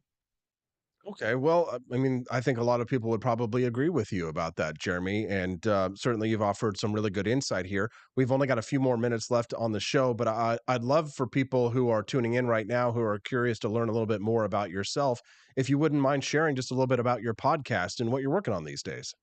Yeah, so I've been told by my wife I'm suddenly relevant. My master's is in the Roman Empire, so suddenly people are asking me about the Roman Empire. But I have a podcast called the Create Your Own Life Show, or CYOL for short, and we take a look at the game of life so that you can play it better, knowing all of the different barriers that are out there. So we try to focus on culture, though we do deep dive into politics on the number of times you've been on the show as well. So we're trying to help arm you to play the game of life well and succeed, and kind of show you the world's not as scary as we think it is. Right. Where can people find you and your podcast online, Jeremy? So I'm on YouTube, I'm on Rumble, and they can also find me over at jeremyryanslate.com. There you go. And you can spell it exactly as you see it right underneath his handsome mug over there. Jeremy Ryan Slate over on X and YouTube and on anywhere you get your podcasts at CYOL. Create Your Own Life podcast. Hey, Jeremy, we appreciate you getting up early and sharing your insights and being so generous with your time. Welcome back to the land of the free here in the good old US of A. Hope you enjoyed your trip in France, and we look forward to having you back on the show again real soon. Absolutely. And I'm in Eastern Standard Time, so it's not that early for me. Okay, there you go. Good point, Jeremy. We're on God's time zone here, Central Time. Have a good one, Jeremy. Take care. You as well. That's Jeremy Ryan Slate. What'd you guys think, huh? Good conversation? Oh boy, I always try and get you the very best guests. In about 10 minutes from now, we're going to have another great guest. We're going to hear from Dylan Allman for his second appearance on the show. Some new polling appears to show that at least in one state, Donald Trump is having more votes taken away from him by Robert F. Kennedy Jr. than he is taking away from Joe Biden. Dylan Allman is an old buddy of mine, and he is an anarcho-capitalist. He's going to talk to us a little bit about why he's such a fan of Robert F. Kennedy Jr. versus the two-party elites that are on Republican and Democratic side. He'll make his play for RFK, and we'll hear from him in about 10 minutes. Just really briefly before we get there, just want to remind you that we are very close to unlocking today's bonus content for the show. So make sure that you get those Rumble rants in so that we don't lose that mini documentary forever. You don't want to have today be the day that we don't unlock the bonus content, do you? No, Come on. God! No, God, please, no! No! No, we don't want to see that happen, do we, Michael Scott? So get those Rumble Rant donations in, or my recommendation, we've got a bunch of new products over at apforlibertyshop.com. Head on over there now, do a little shoppity. And if we make at least $18 worth of sales, or get in $18 worth of purchases at the shop, or you make a Rumble Rant donation in, well, I guess it looks like Quest Fanning just made a donation. He says $5. So $13 more to go. He says the reason we're not having the needed conversations is because of folks following stupid people norms, like literally playing music in the restaurant bar too loud to hold a conversation. I agree, actually. I hate it when I go to a social gathering and the music is so loud that you can't even have a conversation with anybody. I used to, when I was in my younger days, I would go even to nightclubs, and they pump the music so loud that how are you actually supposed to meet someone or talk to them in a place where you literally just go so that you can actually have conversations with people of the opposite sex, or the same sex if you're into that. But I'm with you. Maybe it's an old man thing, an okay boomer thing for us, Quest, but I'm with you. If you go to a bar or a restaurant or a place where you're supposed to be social and the music is so loud that you can't hear one another, then that kind of defeats the purpose of it. No, that's a good point there, too. You can share your thoughts with us and have them read into the show, or just have a conversation with me personally anytime, night or day, if you send us a text at 573-319-1586. That's 573-319-1586. The text lines are open night or day. Like I said, if you'd like to have your voice heard, or if you just like to send me a message and you're like, hey, Austin, by the way, where's my order from apforlibertyshop.com? Andy Opperman sent us a picture this morning with two gentlemen talking, saying, one is saying to the other, I'm starting to think these super wealthy totalitarian warmonger pedophiles might not have our best interests at heart. They're very true. Cheesy G269. First time I've seen you in the chat. Welcome to the Wake Up America show. Nice to see you, Cheesy. Says, that's true. I stopped going to events because of that, when you can't even converse with anyone around because of the blasting music. Okay, so we're on a roll here with this. Yes. Another listener texted in this morning, said there was a podcast called Dark Side of Hollywood. One story was about producers at MGM that hired a bunch of actresses to serve them drinks and food. But when they arrived and saw it filled with producers, a PA chained up the door and the producers were able to, with the actresses. Yikes, dangerous stuff. We were talking this morning a little bit about that documentary that's exposing the dark side of Hollywood called Quiet on Set, that details child abuse, which occurred at Nickelodeon and which has been encouraged at places like Walt Disney. So it's a concerning documentary and definitely one of adult content. We were talking about that. Again, if you missed that conversation, definitely make sure you go back and listen to the Wake Up America show in totality. I also upload the audio version of the Wake Up America show each day. So if you want to listen to the Wake Up America show on the go, you don't always have time to tune in live, then you can download this audio podcast, this podcast as an audio version on Apple iTunes or wherever you get your audio podcasts. So if you're looking for it, just make sure that you type in the full name, Wake Up America Show with Austin Peterson, because sometimes, depending on which podcast network that you're using, sometimes you will it will like show different podcasts. So make sure that you type in my full name, Wake Up America Show with Austin Peterson, and you'll be able to find the audio podcast version of that.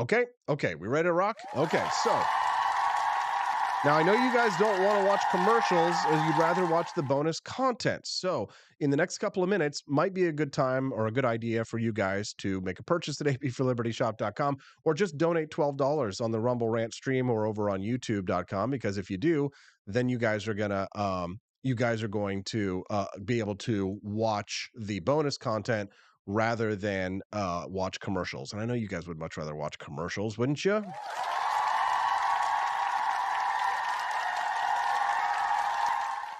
Now, Stephanie said that someone bought more coffee. Now, I know that we did have somebody buy some coffee this morning. That counts towards the total. But when you say more coffee, Stephanie, you're talking about more than that one order that we had this morning? Because I don't see a second one. Because if we did, then that would unlock the bonus content. So we are like just $12 away from unlocking that bonus content. Former U.S. Attorney General Bill Barr on his choice to support Trump. I don't think Biden should be anywhere near the Oval Office. That's a fact. Take a listen. I'm not happy with the choice. I think this is a terrible choice for the country, but it is a choice. At the end of the day, we have to select between two different individuals, and I've said all along that I think it's my duty to pick the person I think will do the least harm to the country, and I think that to me, that's clearly Trump and the Republican administration, which I think is important. I think, getting control over the border, stopping the lawlessness in our cities, building up the strength of the United States in an ever more dangerous world, stop the avalanche of regulation that is strangling business and our technological superiority. There you go. Bill Barr, former Attorney General, voting for Trump. And it looks like, thanks to the donation, the generosity of Levin214, we have unlocked the bonus content for you. Yes, that's good news. All right, well, we're going to talk to Dylan Allman next. We're going to talk to him about Robert F. Kennedy Jr. and whether he might actually take more votes away from Donald Trump, especially in a key battleground state. You've unlocked the bonus content, so instead of commercials, you get to find out the theme of this week's content, which I think you're really going to love. Enjoy it. Then we'll talk about that a little bit more when we get back on the Wake Up America show at wakeupAmericaShow.com. Thanks, guys.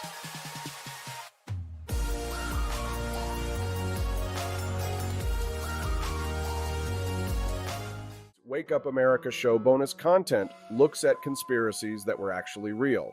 Today we example the conspiratorial business plot of 1933. In 1933, a coalition of businessmen dissatisfied with FDR's economic policies surreptitiously planned a coup. The failed business plot aimed to depose FDR and install a dictator. The year 1933 saw several consequential worldwide events brewing. Adolf Hitler was appointed Chancellor of Germany. Engelbert Dollfuss dissolved the Austrian parliament and assumed dictatorial powers as Chancellor of Austria. Alejandro Lerroux came to power in the Spanish general election, igniting a brief and bloody insurrection attempt committed by the anarchist National Confederation of Trabajo. Across the Atlantic, a similar insurgency attempted to destabilize the United States earlier that year. The business plot of 1933 was a failed attempt to overthrow FDR and install a dictator.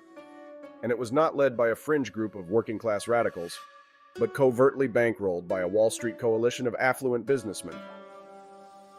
Leading up to the business plot, Western powers had been scrambling to alleviate the devastating effects of the 1929 stock market crash on tens of millions of workers. At the time, Farm Bureau Federation President Edward O'Neill famously told a Senate committee that, "Unless something is done for the American farmer, we will have revolution in the countryside in less than 12 months." Thousands of unemployed World War I veterans were among those stifled by the Depression and the limited government intervention. In July 17, 1932, tens of thousands of veterans and their families descended on Washington, D.C., to set up tent camps and demand immediate payment of the bonuses promised to them by the World War Adjusted Compensation Act of 1924. The veterans were dubbed the Bonus Army by the media, and after 11 days, U.S. Attorney General William D. Mitchell ordered that they be removed from all government property. Resistance ensued. Major General Smedley Butler, a popular and decorated military figure at the time, appeared at the Bonus Army marches. Butler had emerged as a fervent public advocate against capitalist exploitation of the masses by that point. In the 1932 presidential election, he backed Roosevelt over Hoover. Many conservative businessmen were upset by Roosevelt's election because of his campaign promise to have the government provide jobs for the unemployed. Wealthy businessmen were concerned that he would introduce reckless spending and economic socialism. Roosevelt's New Deal policies, which addressed almost every sector of the economy in the form of regulations, social programs, and financial reforms, made him an ever-growing problem in the eyes of big business and banks. Furthermore, the United States' adherence to the gold standard deteriorated with the onset of the Great Depression, even after Western European countries abandoned it. Roosevelt officially removed the United States from the gold standard when he signed the Gold Reserve Act of 1934, which made most forms of gold illegal for the general public to possess. The end of the gold standard was said to have shocked Wall Street because they saw a currency that was not solidly backed by gold as inflationary, undermining both private and business fortunes. The 1973 book, The Plot to Seize the White House, notes that Roosevelt was damned as a socialist or communist out to destroy private enterprise by sapping the gold backing of wealth in order to subsidize the poor. This formidable class of disproportionate money and influence began plotting to take action for their grievances, a scheme that finally unraveled before public eyes in November 1934. In a series of allegations, General Smedley Butler revealed the existence of a political conspiracy by business leaders to depose President Roosevelt. A special House committee heard his testimony in private. Butler testified under oath that Gerald P. McGuire approached him about leading a private army of 500,000 ex-soldiers, funded by $300 million, provided by a group of wealthy businessmen. McGuire, a bond salesman with Grayson MP Murphy and Company and a member of the Connecticut American Legion, told Butler that he was to lead this coup d'etat to overthrow the United States government and replace it with a system more favorable to big business interests. According to Butler, Roosevelt was to be deposed and replaced by General Hugh S. Johnson, former head of the National Recovery Administration, with the J.P. Morgan banking firm financing the plot. The number of veterans outnumbered active duty service members at the time, and it was thought that such a large force could swiftly pull off a coup of that magnitude. Butler and McGuire's meetings began in July 1933 and lasted until the first half of 1934. McGuire's initial proposal seemed innocent. He asked Butler to run for national commander of the American Legion, a well-known veterans organization.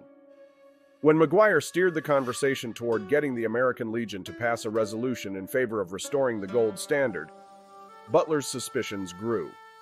According to Butler, McGuire's reasoning was that the gold standard was a veterans issue because their bonuses would be worthless paper if the currency was not backed by gold. Eventually, McGuire revealed the extent of the true plot to Butler.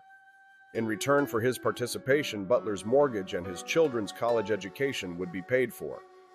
Maguire allegedly told Butler's former personal secretary that the plot's conspirators would meet at a Veterans of Foreign Wars convention to plan their next steps, which Butler passed on to Veterans of Foreign Wars Commander James E. Van Zandt. Butler alleged that the entire scheme was backed by a new conservative lobbying group called the American Liberty League. This group included J.P. Morgan Jr., Irénée Dupont, and the CEOs of General Motors, Birdseye, and General Foods, among others, with nearly $40 billion in assets equivalent to $778 billion today. In addition, the list of alleged conspirators included former presidential candidate John W. Davis, J.P. Morgan partner Thomas W. Lamont, Prescott Bush, and numerous military leaders. Butler named Bill Doyle, the commander of the Massachusetts American Legion, as a co-conspirator, as Doyle apparently attended the first few meetings. Butler also gave the name Robert Sterling Clerk, who served as a second lieutenant under Butler during the Boxer Rebellion in China. He came from a wealthy family and was the heir to the Singer Corporation fortune, earning him the nickname the Millionaire Lieutenant. Instead of following through with Maguire's instructions and personal favors, Butler turned to the head of the FBI, J. Edgar Hoover, in the fall of 1934. All parties alleged to be involved, however, publicly denied Butler's story, dismissing it as a joke, fantasy, or slander. But Butler, a distinguished veteran and two-time Medal of Honor recipient, was the most decorated Marine in U.S. history at the time and had no apparent motive to lie. After hearing Butler out and collecting additional information, the Congressional Committee informed Congress it had received evidence that certain persons had made an attempt to establish a fascist organization in this country. There is no question that these attempts were discussed, were planned, and might have been placed in execution when and if the financial backers deemed it expedient. There were no further investigations or prosecutions. At the time, the plot was completely dismissed by the news media, with the New York Times editorial calling it a gigantic hoax and a bald and unconvincing narrative. However, the publication swiftly changed its tune after the Congressional Committee released its last report. Today, most historians agree that the business plot was real. The only question is whether it was ever as close to execution as Butler claimed, or if it was merely a harebrained scheme brought up in discussions that never gained traction. Butler was well known for his book War is a Racket, published shortly after the events of the business plot, in which he stated that he had named names, and that those names had been removed from his testimony before it was released to the public. Like most committees, it has slaughtered the little and allowed the big to escape. The big shots weren't even called to testify, he stated in a radio interview.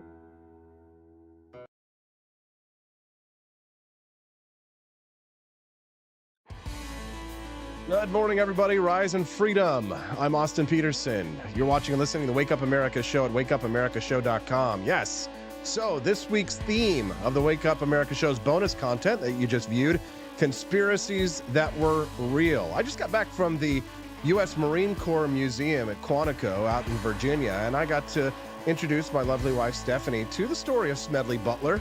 A lot of people don't know that he was approached to initiate a coup against Franklin Delano Roosevelt in the business plot. It's a fascinating piece of American history that many people don't know, and maybe you'll learn a little bit more about it now that you've seen that bonus content. Thanks for unlocking that, by the way, to people like Levin214 and Quest Fanning and our friends who made purchases at apforlibertyshop.com. You're helping us not only to spread the ideas of economic freedom and personal liberty, but you're helping to support a libertarian family like me, my wife, and our upcoming child. So thank you very much for that. We appreciate it. All right. Well, Robert F. Kennedy Jr., he's got him scared. Yeah, the Democrats are freaking out. His own family is abandoning him, you know, making all these goofy ads and commercials that, oh, well, we support Joe Biden, which is just cringe to watch.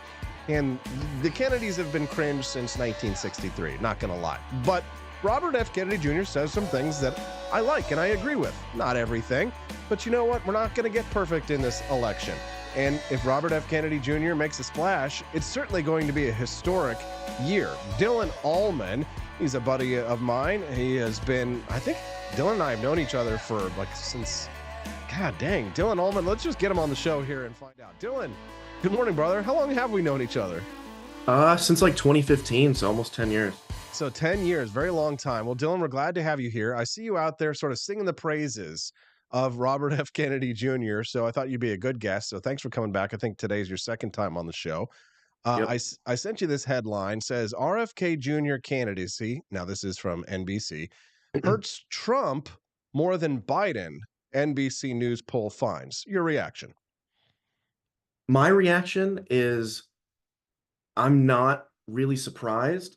The pendulum kind of seems to swing back and forth on whether he's hurting Biden or Trump more in these polls. It's not exactly conclusive. I think when he first announced he was taking a lot more from Trump because people hadn't really listened to exactly what his certain policy positions were. He kind of just came out as this conspiracy theorist type, really vaccine hesitant. And that really spoke to a lot of conservatives. Then he started talking a little bit more about his left policies that he supported, and it just kind of pendulums back and forth. And after his VP announcement of Nicole Shanahan, she's a little bit more on the left. And so I think it's just kind of going back and forth. I think that died down a little bit. And the more interviews that he does, the more he seems to speak to conservatives. And so I think we're just on the right swing at this point. So that's I'm not super surprised. So Robert F. Kennedy Jr. is running. He's a little bit to the left of Joe Biden on certain things, but then he's a little bit more conservative than Joe Biden on other things. Let's look at the Joe Biden factor before we analyze what a Trump voter might find interesting about Robert F. Kennedy Jr. Now, the Democrats are the ones who are spending all the money to attack him.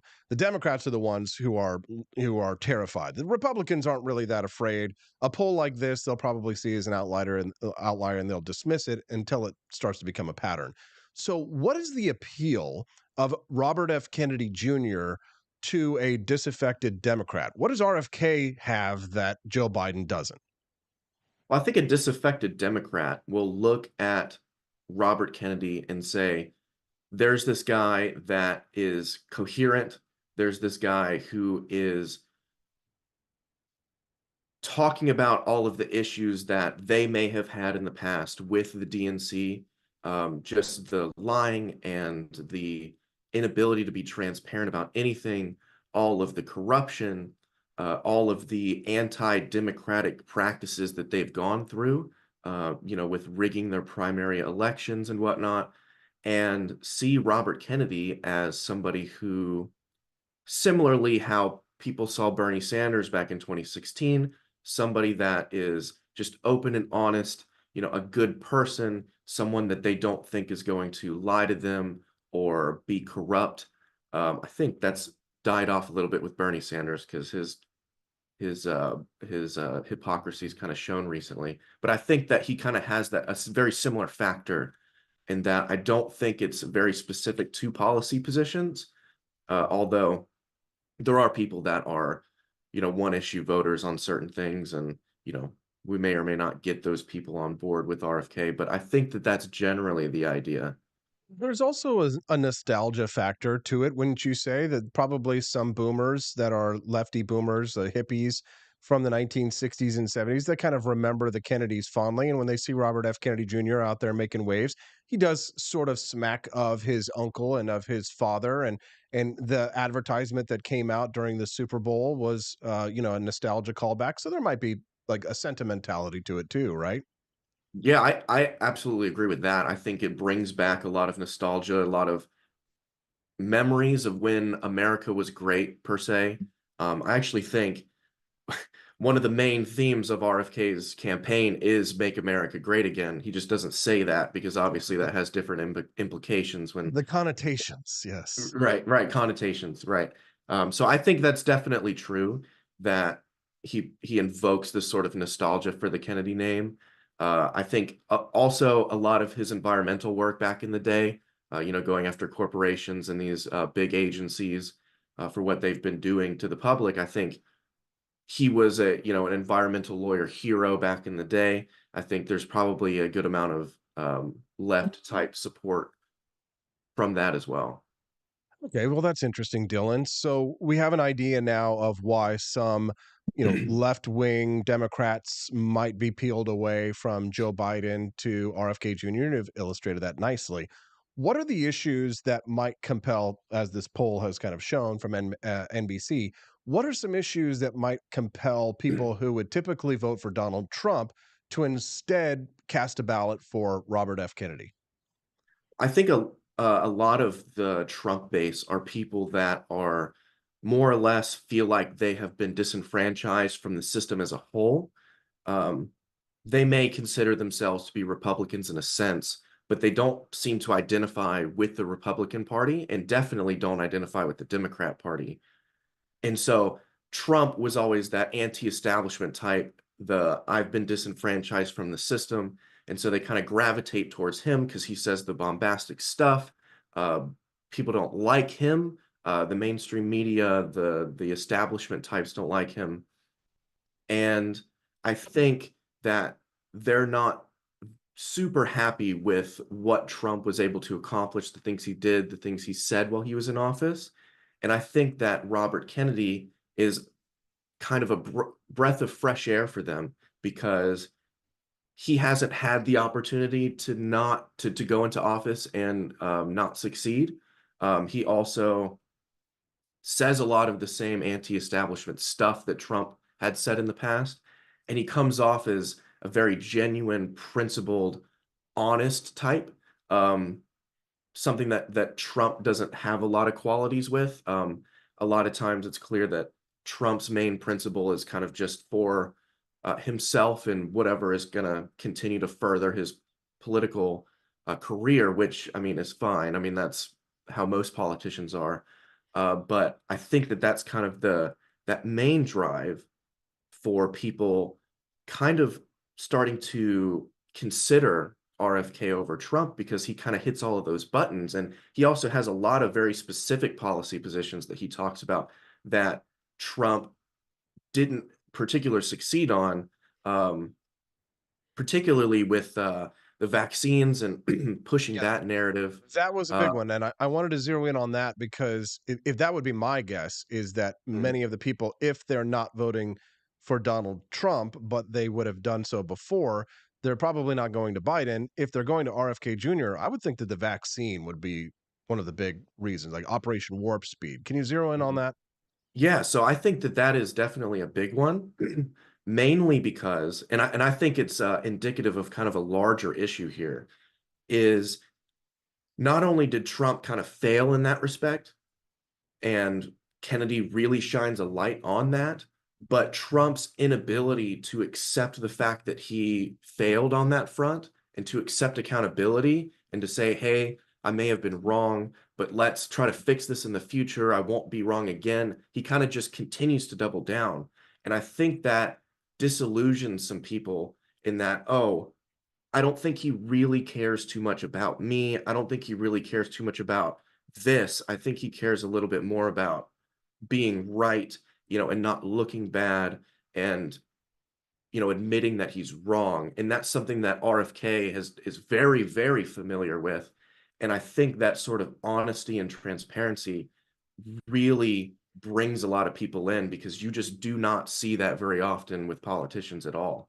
Yeah, I'll be curious to see just kind of how much crossover there is as we go along and the polls start to come out more to see if there really is a trend of people who were Trump supporters or MAGA in the last election who were displeased with his handling of the pandemic that find themselves more in alignment with Robert F. Kennedy Jr. on this one. And I know that, now we're working up to the final part of this conversation, Dylan, where I'd be curious to learn a little bit more about your own mindset when it comes to Robert F. Kennedy Jr. because you and I both swim in the same ideological pools. Broadly, we consider ourselves to be, what you might consider small L libertarians, where I come from the minarchist school of like Robert Nozick and Ludwig von Mises and others, where you are more of the Murray Rothbard school, the anarcho-capitalist school, the Javier Milei school, if you will, of economics. But you find yourself now trucking with Robert F. Kennedy Jr., a big fan of his, a supporter of Robert F. Kennedy Jr.'s. Why him versus the Libertarian Party, who would be closer, more ideologically aligned? Because Robert F. Kennedy Jr., I mean, he's very statist in many ways that you and I oppose. Yeah. So why him over the Libertarians? Well, I think that I choose him over the Libertarians mostly because I'm not particularly a fan of political parties, period. I have dealt with the Libertarian Party in a lot of different respects and mediums. just not a fan of parties in general. Just the corruption that it breeds, the inefficiency that it is. I don't like it. My main draw towards RFK is the fact that he is independent. George Washington famously warned about political parties and what they may become, which has largely come to fruition. Yes, he said Basically that. since he left office. He said that, but then he founded the Federalist Party and Yeah, right. started a central bank and went a full blown whiskey rebellion and stuff like that. So don't whip out Right. your George Washington around me, Dylan. I'll have it. I'll check those credentials. But in regards to ideology, okay, so if your main beef is with the party, Libertarian Party, is the party itself. I mean, you must know that from an ideological alignment perspective, that a libertarian Yeah. would be more ideologically aligned with you than a Robert F. Kennedy Jr. So, I mean, is the political party really the deciding factor here? I mean, or is there a real draw? Or is there an allure to Robert F. Kennedy Jr. that has to do with policies rather than just his independence, Dylan? Because I would hesitate to think that you would support someone just because they're. I mean, Jill Stein is independent, right? I mean, Cornel West, they're independent. Right. So it's definitely a part of it. I think, well, Jill Stein is part of the Green Party, but the independence part of it definitely is very important. Ideologically, there is a lot of alignment there. I think that the reason why I'm not jumping for another party that may be more aligned is just they're going to get 3% of the vote. It's going to be a losing battle. I think you can be only as libertarian as you can be for what the public is going to accept.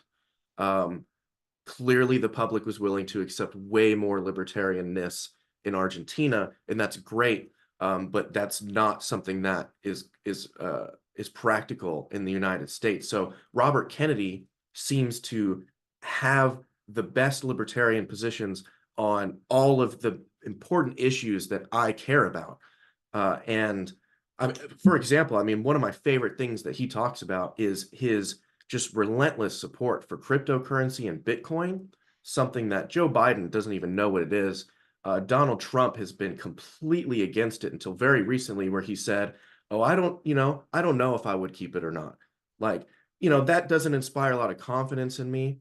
His attack on the Federal Reserve and making sure that people have financial sovereignty. I mean, he just came out yesterday during a rally and said that he promises to put the entire US budget on the blockchain. So literally anybody at any time can look exactly of what transactions are happening and where their tax money is going to keep everybody accountable. And that kind of openness and transparency, I think, is extremely important in today's day and age, especially with all the secrecy with the CIA and the FBI and everything under wraps. And I don't particularly feel comfortable voting for somebody who wants to build the FBI a beautiful new building.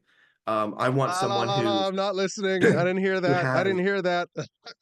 who has a history of the government doing horrible things to their family. I mean, someone that has that basic level mistrust of the government is definitely a quality that I really appreciate going in. Someone that has very specific, detailed plans on how to address the issue with the Federal Reserve and the CIA. Not someone that just says a bunch of talking points that sounds good. I understand that, but someone that can sit down and talk for 3 hours about the history of the CIA, what he's going to do to fix it, and all of this. Dylan, I mean, like, when RFK talks for 3 hours, people tend to tune out after like 10 minutes. It's really hard to listen you're to. right. That's a quality that I really appreciate, and you can grab a lot of clips for people that don't have a long attention span. But no, it's true, Dylan, and we appreciate your insight on this one, and I respect your views on this, and I can understand why people like yourself would be attracted to Robert F. Kennedy Jr. I do find that in looking at Donald Trump's record of bills that he passed, that there were many libertarian accomplishments, things like the First Step Act, the Right to Try Act, legalization of hemp, and other things that I saw as real wins for liberty that we have not seen in decades. And the Patriot Act. Yeah, for sure. There are things that I don't agree with him on, but as I've matured politically, I realized that this is a game of inches and that we're not going to get everything that we want in one election. If we wanted that, you could have voted for me in 2016 and I would have overturned the Patriot Act. All right. So, Dylan, where can people find out more about your work online and follow you? So, share with us a little bit about yourself. Yeah, so pretty much I exist on Twitter or X at Dylan M. Allman. That's where I do most of my stuff. I mean, I don't do a whole lot in this space. I kind of just tweet about things, give my opinions on certain things, and use that as a medium to kind of get more jobs with other industries, running social media for other companies and stuff. So that's kind of what I do. I'm more of a social media guy. So anyone can find me on Twitter or X at Dylan M. Allman. There you go. And you can see the spelling of his name right there underneath his handsome face. Dylan Allman joining us live on the Wake Up America show, his second appearance here on the show. Dylan, and I appreciate your point of view on things and your candidness on these issues. So keep up the good work, and we'll hopefully have you back again soon. Thank you, sir. Have a good one. Thank you. That's Dylan Allman. Let's give him a round of applause. What do you guys think? See, sometimes we bring people on the show that isn't going to tell us everything that we want to hear. They're going to call them out and they're going to say things that we might disagree with. And I think that makes the show overall just much more listenable because it's not just an echo chamber where we only bring on people who completely agree with us on everything. Okay? What is that noise? What is that sound? Oh, it's the end of the show. It's the sad music. Well, this show really flew by this morning, didn't it? Did you have fun? Did you enjoy the content? Hey, Chronic. If you're still out there, did we entertain? If we did, and if you enjoyed the show this morning, make sure you click that like button and subscribe to the channel. Couple of things real quick. Good news. One, we closed the deal with the new sponsor.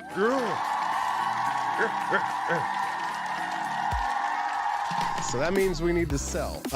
You will find out the new sponsor, I believe, by tomorrow morning. And then we've got 30 days to make it work. Because if we want to grow this Liberty Network and have a libertarian daily wire, if you will, at the head of the network being me, my VP, Stephanie, if you'd like to see more content, then we got to sell, of course. And that's just what it is. But hopefully they'll renew. And then we can all start hiring people. Maybe a few of you out there in the audience can come and work for me and Stephanie here in Jefferson City. We'll have an awesome studio. We'll produce, like, instead of 5-minute mini documentaries, we'll produce hour-long documentaries. What do you guys think? So you'll find out more about that sponsor tomorrow. However, announcements. A wonderful way to start the day. Announcement. 10 minutes from now, 9:05 a.m. Central Time, or wherever you're at in the country or out of country, 10 minutes from now, Stephanie's newest hustling and homemaking video debuts. Yes. Choo.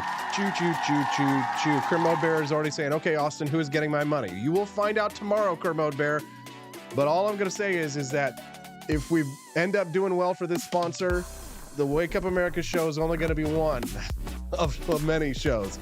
We're going to be going supernova, baby. This show is going to turn into a network. By the end of the year, I think we will be in a very different position. Just depends. We got to make it work for the sponsor. So you'll find out tomorrow morning. But 8 minutes from now, Stephanie Peterson's Hustling and Homemaking video goes live. You can view it on our YouTube channel. It's not going to be on Rumble just yet, but it will be on our locals page. So if you go to wakeupamericashow.locals.com, head on over there as soon as the show is over. It's pinned to the top of the page, and it's now available for everybody to watch. So people who were subscribed to our locals page were able to view it yesterday, but now it's unlocked. So you can head over to the locals page, wakeupamericashow.locals.com, and we'll have a conversation. Let's watch it together. What do you guys say? You guys want to see Stephanie's new video? Yes. Old folks saying, can I get that cute blonde on tomorrow? I have to work Thursday. No, sorry. Don't be mad, though.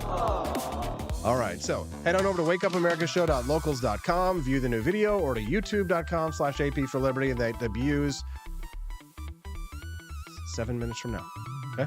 We'll see you guys tomorrow right here. Don't forget, click that follow button before you leave the show. So we'll see you here tomorrow, same time, same channel, the Wake Up America Show at wakeupamericashow.com. See you guys later.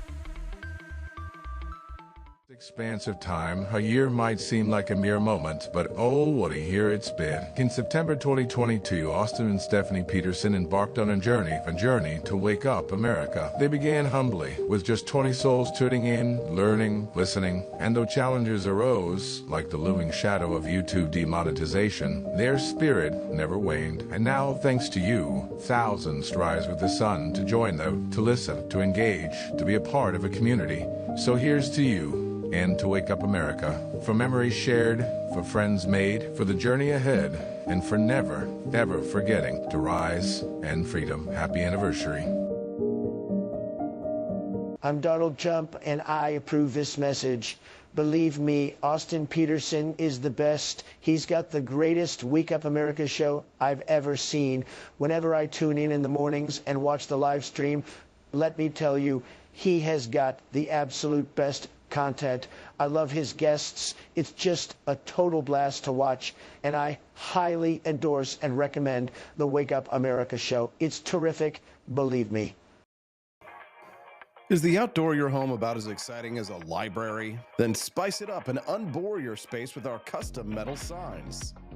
Crafted with love and a bit of libertarian magic, you can customize your own metal sign at ap4libertyshop.com. So head to ap4libertyshop.com, customize your own metal sign today.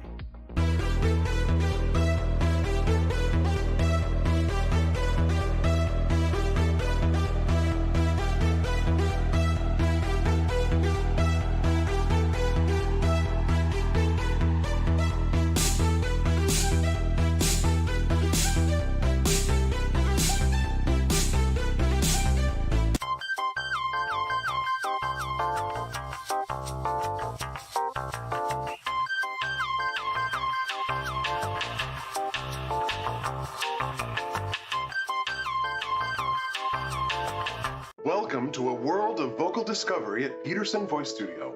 I'm Justin Peterson, here to guide your musical journey. Envision a place where your voice reaches new heights, where every note tells a story. We embrace all singers, from the enthusiastic shower vocalists to aspiring stars, ensuring each voice finds its unique rhythm and tone. Are you ready to elevate your voice? Visit PetersonVoiceStudio.com and sign up for remote lessons tailored just for you. Let's begin this melodious journey together.